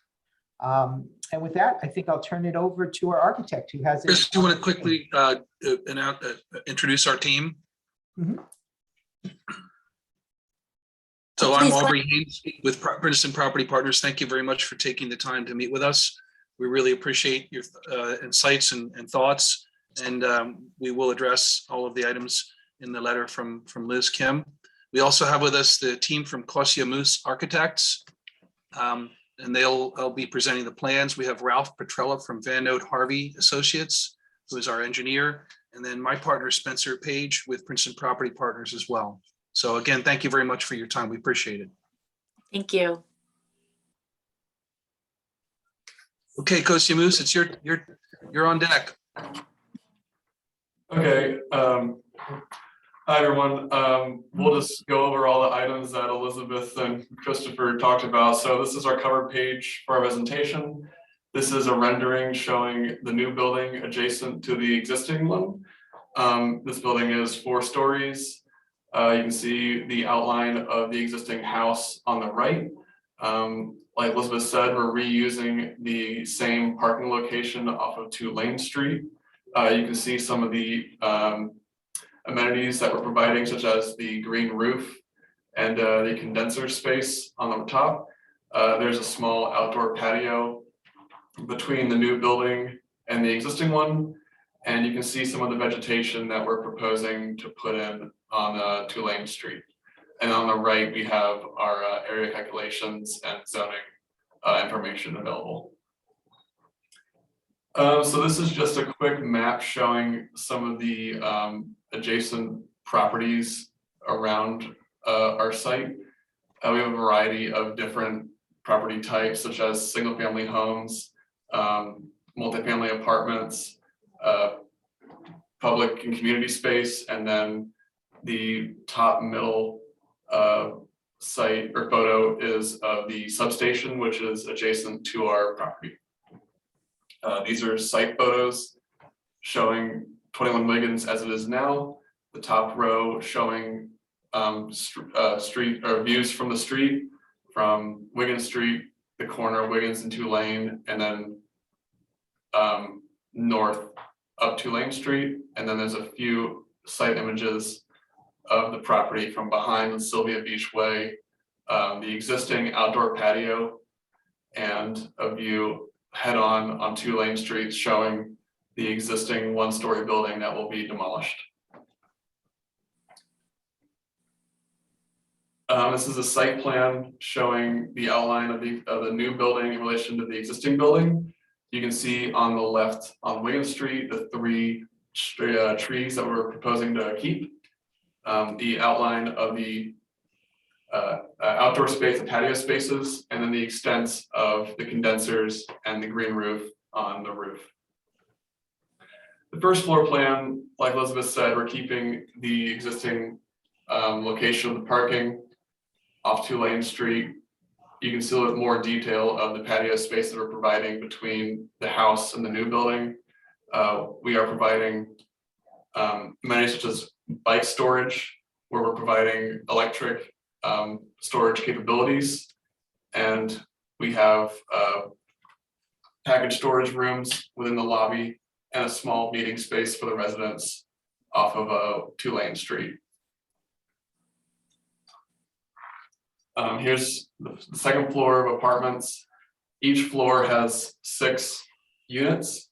We are providing 4 affordable apartments, which are located on Sylvia Beach Way in the bottom right and bottom left corner. In between them is a studio, and on Wiggins Street or off Tulane Street, we have 3 1- and 2-bedroom apartments. Same thing going up, 2 affordable units, and then 4 non-affordable units throughout. And then the top floor, we step back the building off of Tulane Street to make it not seem so imposing. And then this floor consists of all 1-bedroom apartments. Hey, Robert, can we call them market, not non-affordable? Because we're Sorry. relatively inexpensive, but anyway, just that term has that connotation. And then this is just another plan of the roof showing the extents of the green roof and the condensers and some balconies below. Yeah. Here's the elevations showing the relationship between the existing house and the new building. We think that keeping the new house or the existing house was a really big positive for the lot. We are using sorry. We're using off of Tulane Street, a brick material on the first floor, and then from the second floor and up, we're providing fiber cement plank siding similar to what is throughout the neighboring properties.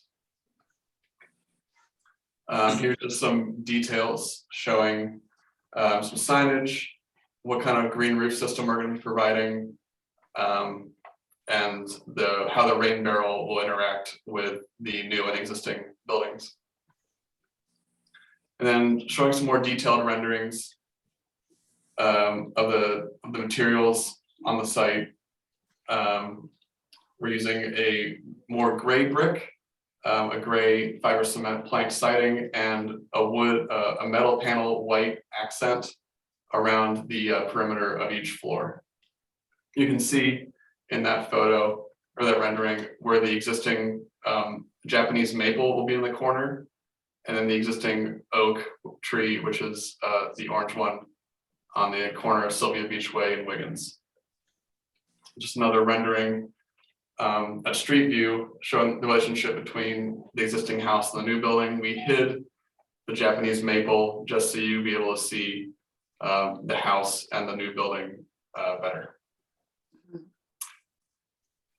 And now we're getting to the site plan. So I guess we can start to address the comments from Elizabeth. Is this sufficient for everyone? Yeah, that looks like a good one to touch on. First, before we go to Elizabeth's memo, I just wanted to see if anyone had comments. I mean, obviously this is going to the planning board, so, and we're just advisory, but I guess especially in terms of relationship between the existing house and the new building, if there's any comments or suggestions. I can't really see hands because my computer doesn't really show everybody when we're sharing. So just hop in. I guess this is Frida. I guess my question is, I was trying to figure out if you're on Tulane looking at that building, I was trying to figure out where the building ends, like where your property ends, building to the left of that.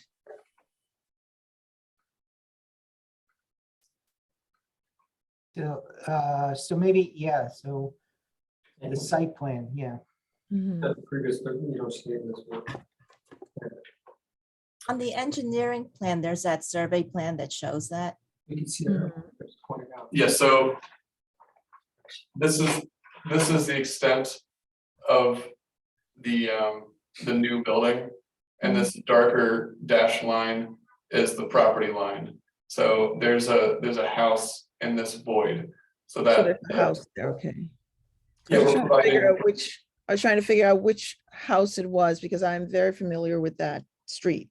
So but I mean, I can find out, but overall, I thought the size of the building married well with the library and, you know, all the other taller structures there. So, I mean, I think it'll fit in. I mean, I think it's amazing that they're getting 18 units I know. in that building. And then with I think there's one more in the house. So that's basically 19 units of housing. I know Princeton is changing a lot and the demand for housing is, especially this kind, is kind of through the roof. No pun intended. but I guess what the planning board is probably interested in is our take on, you know, the historic aspect. So proportions and how it fits in the neighborhood. And obviously affordable housing is a big component, big positive. But I don't know if anyone else has comments on the relationship between the existing house and the building, Elric or Robert. It's just, this is like another nail in the coffin of our small town becoming a city. And, Yeah. I knew Mrs. Chanel, who lived in the house. Used to, on my way down Wiggins Street, I'd see her on that side porch reading her newspaper at night. She grew up on Witherspoon Street. She was secretary to the mayor of the town for a long time. Her son was in public works in Princeton, all 6'7" of them. She was one of my recollectors, and I think about that. How, I mean, this is all happening in her backyard. I mean, since then, the parking lot has gone up. That small building in the back was added. The use of the building went to high tops and whatever. But it's the scale. It just turns it. I think about, there's not a single window from the house now facing south. I mean, this just blots the whole back of the house. You describe something as a patio that's barely wider than a front walk. You know, more than half the trees on the property are being destroyed. I just find it incredibly insensitive, and I won't. It's not, the architecture is horrific. It's not that the amenities that you're offering aren't important to a new generation. It's just that it feels to me very much out of place. And particularly when we're talking about traffic flow, for instance, and the fact that Tulane is going to become more of an active street than it is to have cars for 18 apartments in what was once a backyard is just, it's horrific to me. I'm sorry. It's just as a guy who's lived his life with this as my hometown, it's one more element that doesn't make it feel like a hometown to me, and I think to other people as well. Sorry for that, but we've looked at 2 applications tonight which have done their best to respect the neighboring buildings and proportions and materials, and I just don't see any of that sensitivity exhibited here. Thank you for your time. Thanks, Alric. Roger, did you have anything? Well, I have some of the same feelings that Ulrich has, but on the other hand, you know, I am in favor of, if we have to have density in town, I'm in favor of having it downtown, especially when it comes to affordable housing. I have to say, when I first looked at the plans, I thought, gee, why not just get rid of the house and extend the building? It would be more unified into that area. But I walked around the site today, and I like the house a lot more in reality than I did in the plans. So I guess I changed my mind about getting rid of the house. I also, having looked at the site this morning, I couldn't quite figure out how we're going to get the 18 units in there. It just doesn't seem that big of a lot to me. It's described as a triple lot. I just it didn't have that feel to me. I don't have objections to the facade, the way the architecture looks. I like the step back. I'd like a little more explanation about the green roof. What's the true function of the green roof?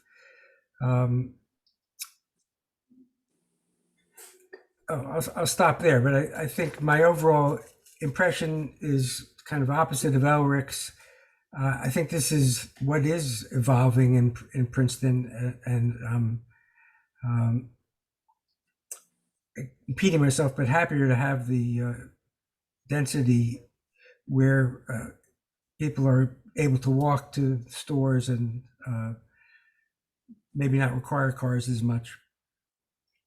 I think it's that there are many positives to that kind of counterbalance the fact that we are becoming a small city. So before we go further, I wonder if Ralph could just touch upon the purpose of the green roof, or one of its purposes, which is to help with the stormwater management. Ralph? Sure, thanks, Christopher. So while the project, increases the overall impervious surface by 3,500 square feet, it does not put the project into a major project as it relates to the township stormwater ordinance. But it does put it into a minor project, and we have to address the increase in the impervious to meet the 2-year storm. So while we designed an underground basin that would handle all of that volume, the client was very in tune and key in trying to help offset stormwater management even more than the minimum that's required by the township. And considering the small site, we didn't want to touch any of the trees out front. We didn't want to touch the existing front of the house. And given the footprint of the building, it made sense to try and add a green roof in this instance to help with some of the green infrastructure that Princeton is really looking to achieve in town where it can. Just so you know, we need to store roughly 936 cubic feet of volume, rainwater runoff. And the green roof, based on the size and based off of the mechanics from the manufacturer, will be able to get at least 215 cubic feet of storage within the green roof. That also doesn't, that means there's that much volume that's not getting directly into the underground basin, which allows the underground basin to, handle multiple storms back to back instead of only having the underground basin. There's also the evapotranspiration that'll hit with the green roof that would not occur as part of an underground basin, because obviously the water in underground isn't exposed to the air. Thank you, Ralph. Thank you. I would just like to chime in with Roger and Elric. To Roger's point, I think that the density of the housing does need to be increased downtown because of the demand, and we're seeing that again and again. And I think it was a really good decision to keep the existing house, because I think it helps kind of transition the building from a fairly residential area into, near the library, where it is much more dense. And I do think that it is great to have 4 more affordable units. There's definitely a huge need and a long waiting list. So that's important. But to Elric's point, I don't know if there's more you can do to protect the view shed of the existing house. I don't know, I guess it still has pretty good views on 3 sides. So anyway, I really appreciate keeping the existing house. Oh, and any comments on the landscape, if you're moving towards varying the species? Yes. Yep, we duly noted. I think it was landscaping should be thought of sooner in the process, but I think it was a last minute kind of addition to get the plans done. And my son is a landscape architect, so I will not hear the end of it if we don't improve the mixture of species and deciduous and evergreens. So we will definitely look forward to speaking with your consultant about making some changes to that. Yeah, Dan Dobromowski is terrific, and he's a great source of help there. So anyway, if we could go back to the regular screen.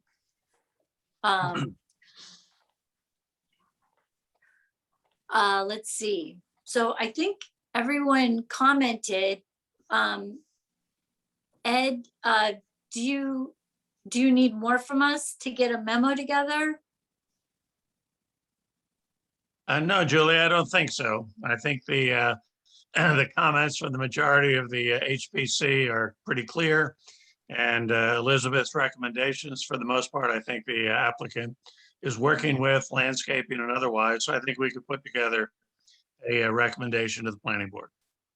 Great. Well, thank you. So thank you guys so much for coming in. You'll be seeing David and I on the planning board in the future. So if that's all the comments, then yes, Elizabeth. Oh, yes, thank you, Madam Chair. I was just wondering if the applicant could go through some of those items I had on the list that was specifically for them. And in addition, if this is the first affordable housing overlay application that HPC has seen. So I thought maybe Councilman Cohen could give a little information on it for the commission to, for them to understand what the criteria are and things like that, because I think that this is just the beginning of a lot of applications that are going to be coming down with the same type of overlay. And I think it's important for them to understand.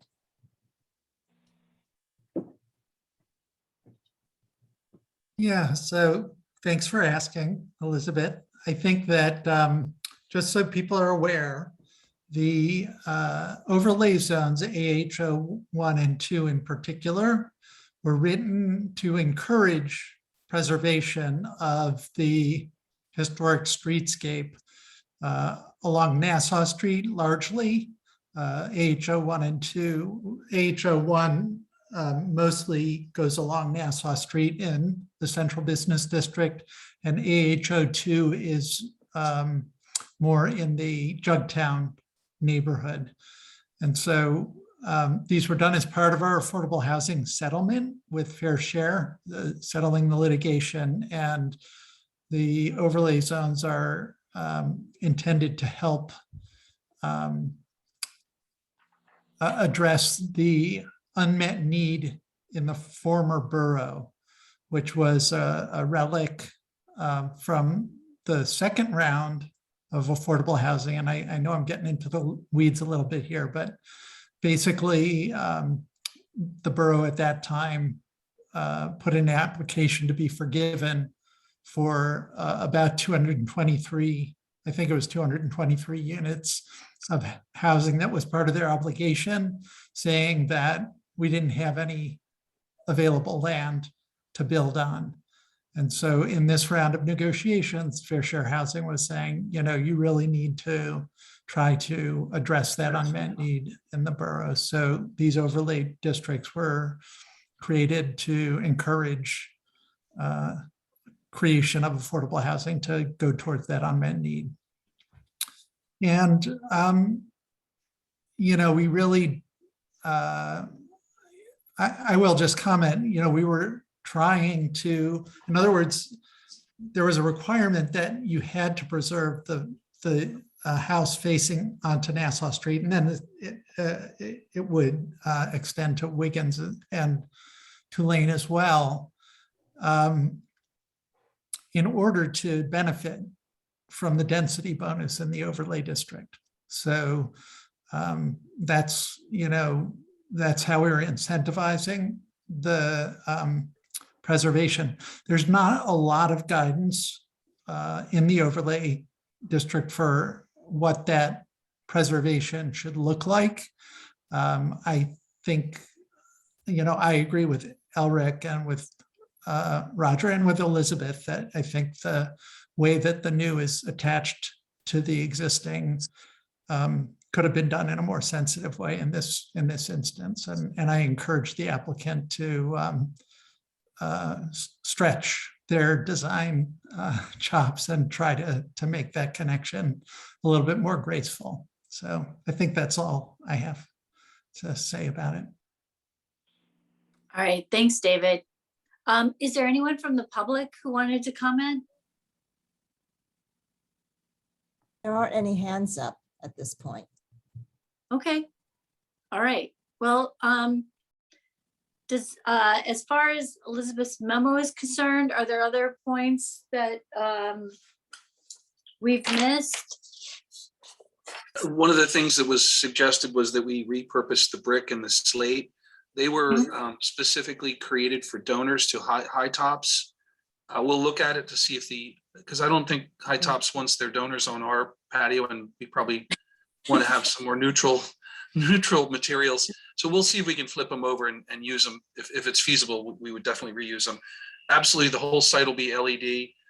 I'm with you on the beauty of LED is that you have that big wide spectrum you can work with. So we would have it on the softer side.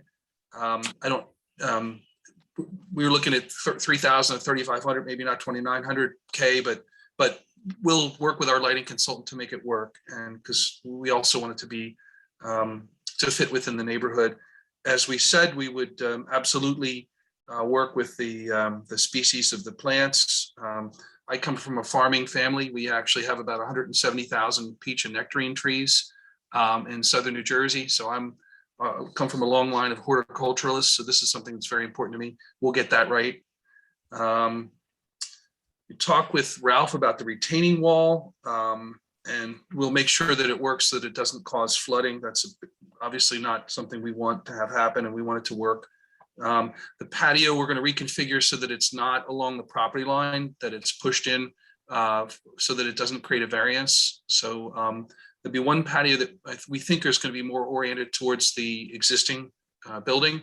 And then the other patio is going to be more of a sort of a communal space that combines with the activity room. We're going to reduce the size of the brick walls to fit within the zoning requirements to 6 feet. Solar panels, something I want to address head on. We had a green energy business. So our realty companies, Mercer Oak, we had Green Oak Energy Solutions at one point, and we did over $2 million of solar panel installation. So I became quite familiar with the economics of solar panels. Small installations, when you have a property like this, a roof, because we're putting the green roof on, it doesn't really provide for a decent size installation. When you have a really small installation, the cost per watt goes up extraordinarily. So we weren't required to do a green roof. We weren't required to do the rain barrels, but we thought that those were two things that we could do to address both stormwater, but also the green roof provides an insulation capability and for the fourth floor tenants. So we thought that was the way that we could best invest our renewable and environmental dollars. We are not proposing at this point any changes to the existing building. We're not sure who's going to be in the existing building. We want to finish the larger structure first. We don't feel that it's appropriate to start marketing that existing building until after the site is complete. So we may need to come back. If we do, you'll see us again because we're not sure exactly who's going to be in there, what they're going to require. So as far as restoration of the existing building, that's actually coined more for the exterior. Is there any type of restoration that you're proposing for the exterior of the building? It was recently painted and re-roofed by High Tops. So we think it's in pretty good shape. So we just don't know until we have a tenant come in and tell us what they want. And then we can give you a more precise answer on that question.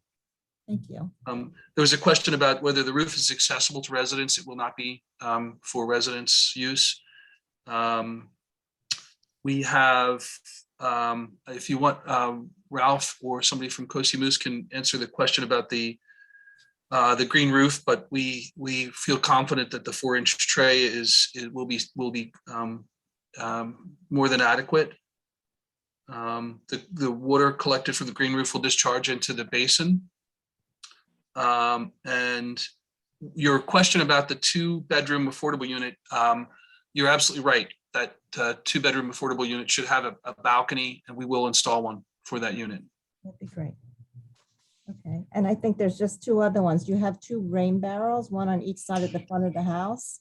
We will put vegetation screening in front of them. Yep. And then the fence that's existing now, there's one around the side where the existing patio is. Is that proposed to remain or? I will think you- so. We'll Okay. take a look at it. If it needs to be replaced, we'll replace it. Thank you. Well, thanks so much for being very thorough. Thank you, Madam Chair. Is there anything else? I think we covered everything. So we really appreciate you coming in, and I'll see you at the planning board. Thanks so much for your time. Appreciate it. Thank you. Appreciate it. Have a good evening. Thank you. Thank you. Have a nice evening. Have a good evening. Bye. Great. So that's it for our application. Anyone for public comment? Anybody there? Yes. No. Yes, there is Tom Rice has their hand up, so I'm going to promote him, and Michael Floyd as well.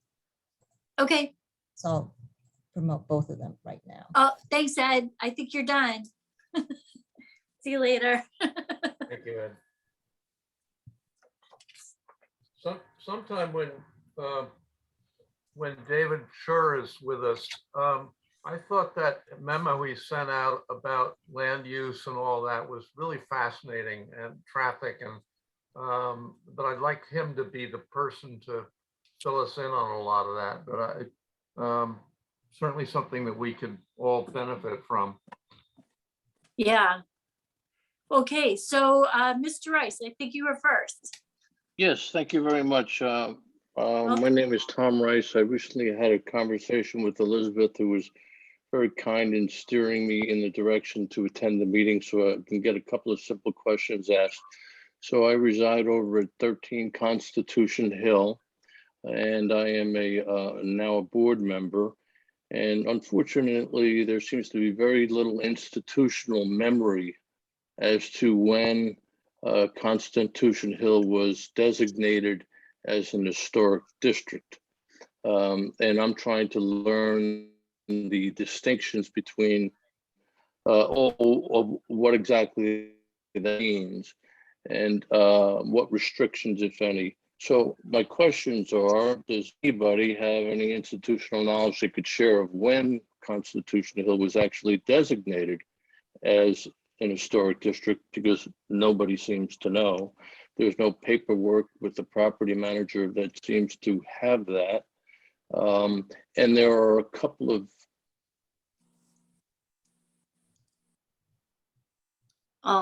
I think you froze. Right. But, Rice, you're I'm sorry, muted. so you're on, you're on mute. Has anyone spoken to Robert Bunzumbush or to Wanda Gunning? Both of Yeah, them. so if I may continue, so what is included in the historic district is one of the main questions. A, the date in which it was designated as such.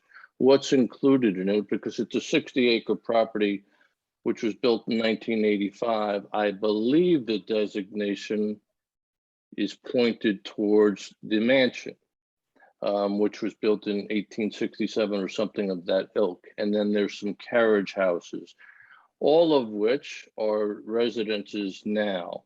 And the reason why I asked, is as it is a dated community, there are some things that may have to be attended to in the near future.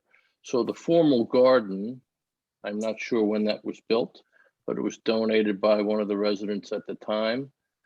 And that's 50 plus years old and really needs a facelift. And so I was coming to you for some suggestions as how to go about that without just having a local landscaper come in and advising me on what is in the spirit of an Italianate garden. Do I have to keep it in the spirit of an Italianate garden? And things of that sort. And attached to the Italianate garden, which was built afterwards, is a pool. And that pool is 55 or so years old, is in pretty awful shape, and needs to be replaced. So there's conversations about that and how we would do it. So forgive my ignorance, but I'm coming here with an open mind to say, where do I go from here and who can I talk to? Well, I think, Elric, you weren't on the commission when No, that I wasn't, happened. but, You, but Roberts was a charter member of the commission and he would know that. Mhm. The same person who developed the lower part of Palmer Square, about starting around 1980, that's when the Playhouse, for instance, was torn down. He's one that bought up the property, and I remember going through it with one of the Morgan great-granddaughters when it was still basically an abandoned house. Anyway, I think it was about that time that the designation was made, but Wanda would know and Robert would know. And am I permitted to ask Robert and Wanda's last names? Robert von Zumbush and Wanda Gunning, and Elizabeth can supply their contact information. Okay, good, thank As you. far as the garden is concerned, have you seen the photographs? There is at least one well-known photograph, and I think there are others. And I still am in touch with the great-granddaughter. For instance, I think one of the granddaughters, Margie Morgan, is still living in Princeton, if I'm not mistaken, who grew Elizabeth up. Morgan lives on property still. She's a 90-year-old woman who lives in what was once a carriage house. Her Right. husband, who developed the property, has passed. So she has some recollections, but no facts. And before we proceed with anything, I need facts of what I can do, what we can do, and what we can't do. I have seen that one picture. If it's correct, there was some doubt that it was actually Constitution Hill's formal garden because there were some elements missing. But so I'd have to take another look at what we thought was that picture. It just needs, frankly, it needs to be, redone in stages, if you would. But the pool is an amenity of the community and has been closed for the last couple of years because of COVID. And there's really there's a lot of interest in putting this year, but its present condition is pretty seedy and it's not an attractive amenity any longer. And so we would like to replace it with a, modern commercial pool, of course, in the spirit of the surrounding buildings, very understated, elegant, with plenty of landscaping and such. And it's incorporated in the formal garden itself, just set back beyond the required fencing. So did I understand? Oh, I'm sorry, Mr. Rice, you're frozen again. Maybe I could just throw this out there that I don't know if Elizabeth talked about administrative review, but sometimes refurbishing things doesn't have to come to the full commission. It's only when there's a change of materials or a change in purpose. So I don't know, maybe some of these might be administrative, but I do think talking to Robert or Wanda is a helpful exercise just to get some history on the property. And so, Mr. Rice, I do want to clarify that what I will do is I will give your contact information to Mr. Von Zumbush and Ms. Gunning. I can't give their emails out because it's private, but I will reach out to them and have them contact you if that's okay. And just for the commission members, the conversation I had with Mr. Rice, the reason that he was interested in the limits of the historic district for Constitution Hill is because he's not sure what he needs historic preservation review for, because he doesn't know what's contained in there. And I did try to look through the files, and actually there is no folder that I could find on Constitution Hill. Fortunately, our former HPC officer has moved back to New Jersey. So now I can ask Christine easier to see if perhaps she might even be able to come over and look or give me a little guidance on where she might think that file might be. In addition, Oh, she would be terrific. She's probably the first person you should talk to, is because she would know more than anyone, is Christine Lewandowski. So hopefully you can connect and get a lot of questions answered. Right, and so that's the reason that Mr. Rice wants to know, is because there might be things that are outside that district that he doesn't need any review by HBC. So he just doesn't know where that is because he doesn't know where the boundaries are. And according to the map, it's very hard to tell. All right, well, thank you. Thank you for coming in, Mr. Rice. We really appreciate it. All right, let's give Michael Floyd a chance. I have to run soon, so I hope I don't, I don't want to miss you. Okay, thank you, Julie. And I'll try to be brief. It's somewhat relative to 21 Wiggins, but more relative to the in-place ordinance. And you know, their application is as of right under the overlay zone. I accept that. I appreciate the affordable housing, but the dangers of this ordinance is especially seen in residential areas or residential streets. This is an out-of-place building relative to the buildings around it, regardless of the library or whatever. I'm talking about the Hune. I think it also shows a weakness in the ordinance in that it's a corner lot, so it essentially has two frontages. So the building really impacts on Terhune. I think also this is a small existing building in front of it, 2.5 stories, probably 32 feet. This ordinance allowed them to go up to 4 feet to 45 feet in height. I think that's where the severe discrepancy is in these residential streets. There is, as David said, not that much restrictions in the ordinance. One we've talked about a little bit is there's no height to setback ratio, and it's something they may look at the next ordinance like this. I think this is a developer that lived up to the saying maximum is the minimum. The maximum I'm permitted to do is the minimum I'm gonna do. So you have small setbacks, big building height. And there was something I also mentioned, there's another potential ordinance just like this to the planning board, and lot accumulation is something to be leery of. It's not anticipated that the comparison would be new structure to existing would be this great, but they bought 4 lots, which came together, and I have no problem with that. But that's, when you do that, you dwarf the existing structure even more. Thank you. Well, thank you, And Michael. since you'll be getting more applications, maybe keep those things in mind. Yeah, especially setback to height ratio. Thank you. Thank Okay. you. Thank Well, you. My understanding from this application at 21 Wiggins, and David Cohen, I mean, maybe you could clarify. I was just looking at the bulk schedule that the engineers had on their plan. So they do not have any front setback, and I don't think they have any side setback requirement. The only thing they have is, I think, is a rear setback. Is that correct? I believe that is not correct. Okay. Sorry, I think that there's a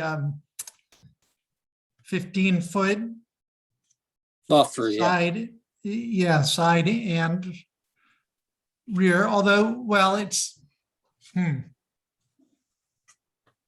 I see that. I'd have to go back and look at it, because I think generally I mean, Michael made the comment that one of the things he's concerned about in the other district where we're looking at this is having a 0 side setback requirement. And that ordinance was modeled on these other ordinances. So I think that he's correct that there's a 0 lot line for side yards, and it's only a rear setback that's required. I'm not exactly sure. I think that in this case, because the house fronts on Wiggins, that it was determined that the rear yard was the yard adjacent to the next building on Tulane, and that they could have gone closer conceivably to the substation maybe, but I don't know. I haven't delved into that aspect of this particular project. Thank you. All right. Well, thanks, Michael. That's important advice. We appreciate it. All Yeah, right. and I would just encourage the board, actually, so there are very few actually protected properties in these districts. I think they're only in the AH02 in Jugtown. And the overlays are written very clearly to give HPC full authority to review the project just as they would any other project in a historic district. So what I would encourage the board to do is when you're reviewing a project like this that's in a proposed historic district, which I think that this, I think Tulane is, you know, that you should take the same attitude that you did in 91 Prospect and say, look, if this were in a historic district, this is what we would look for.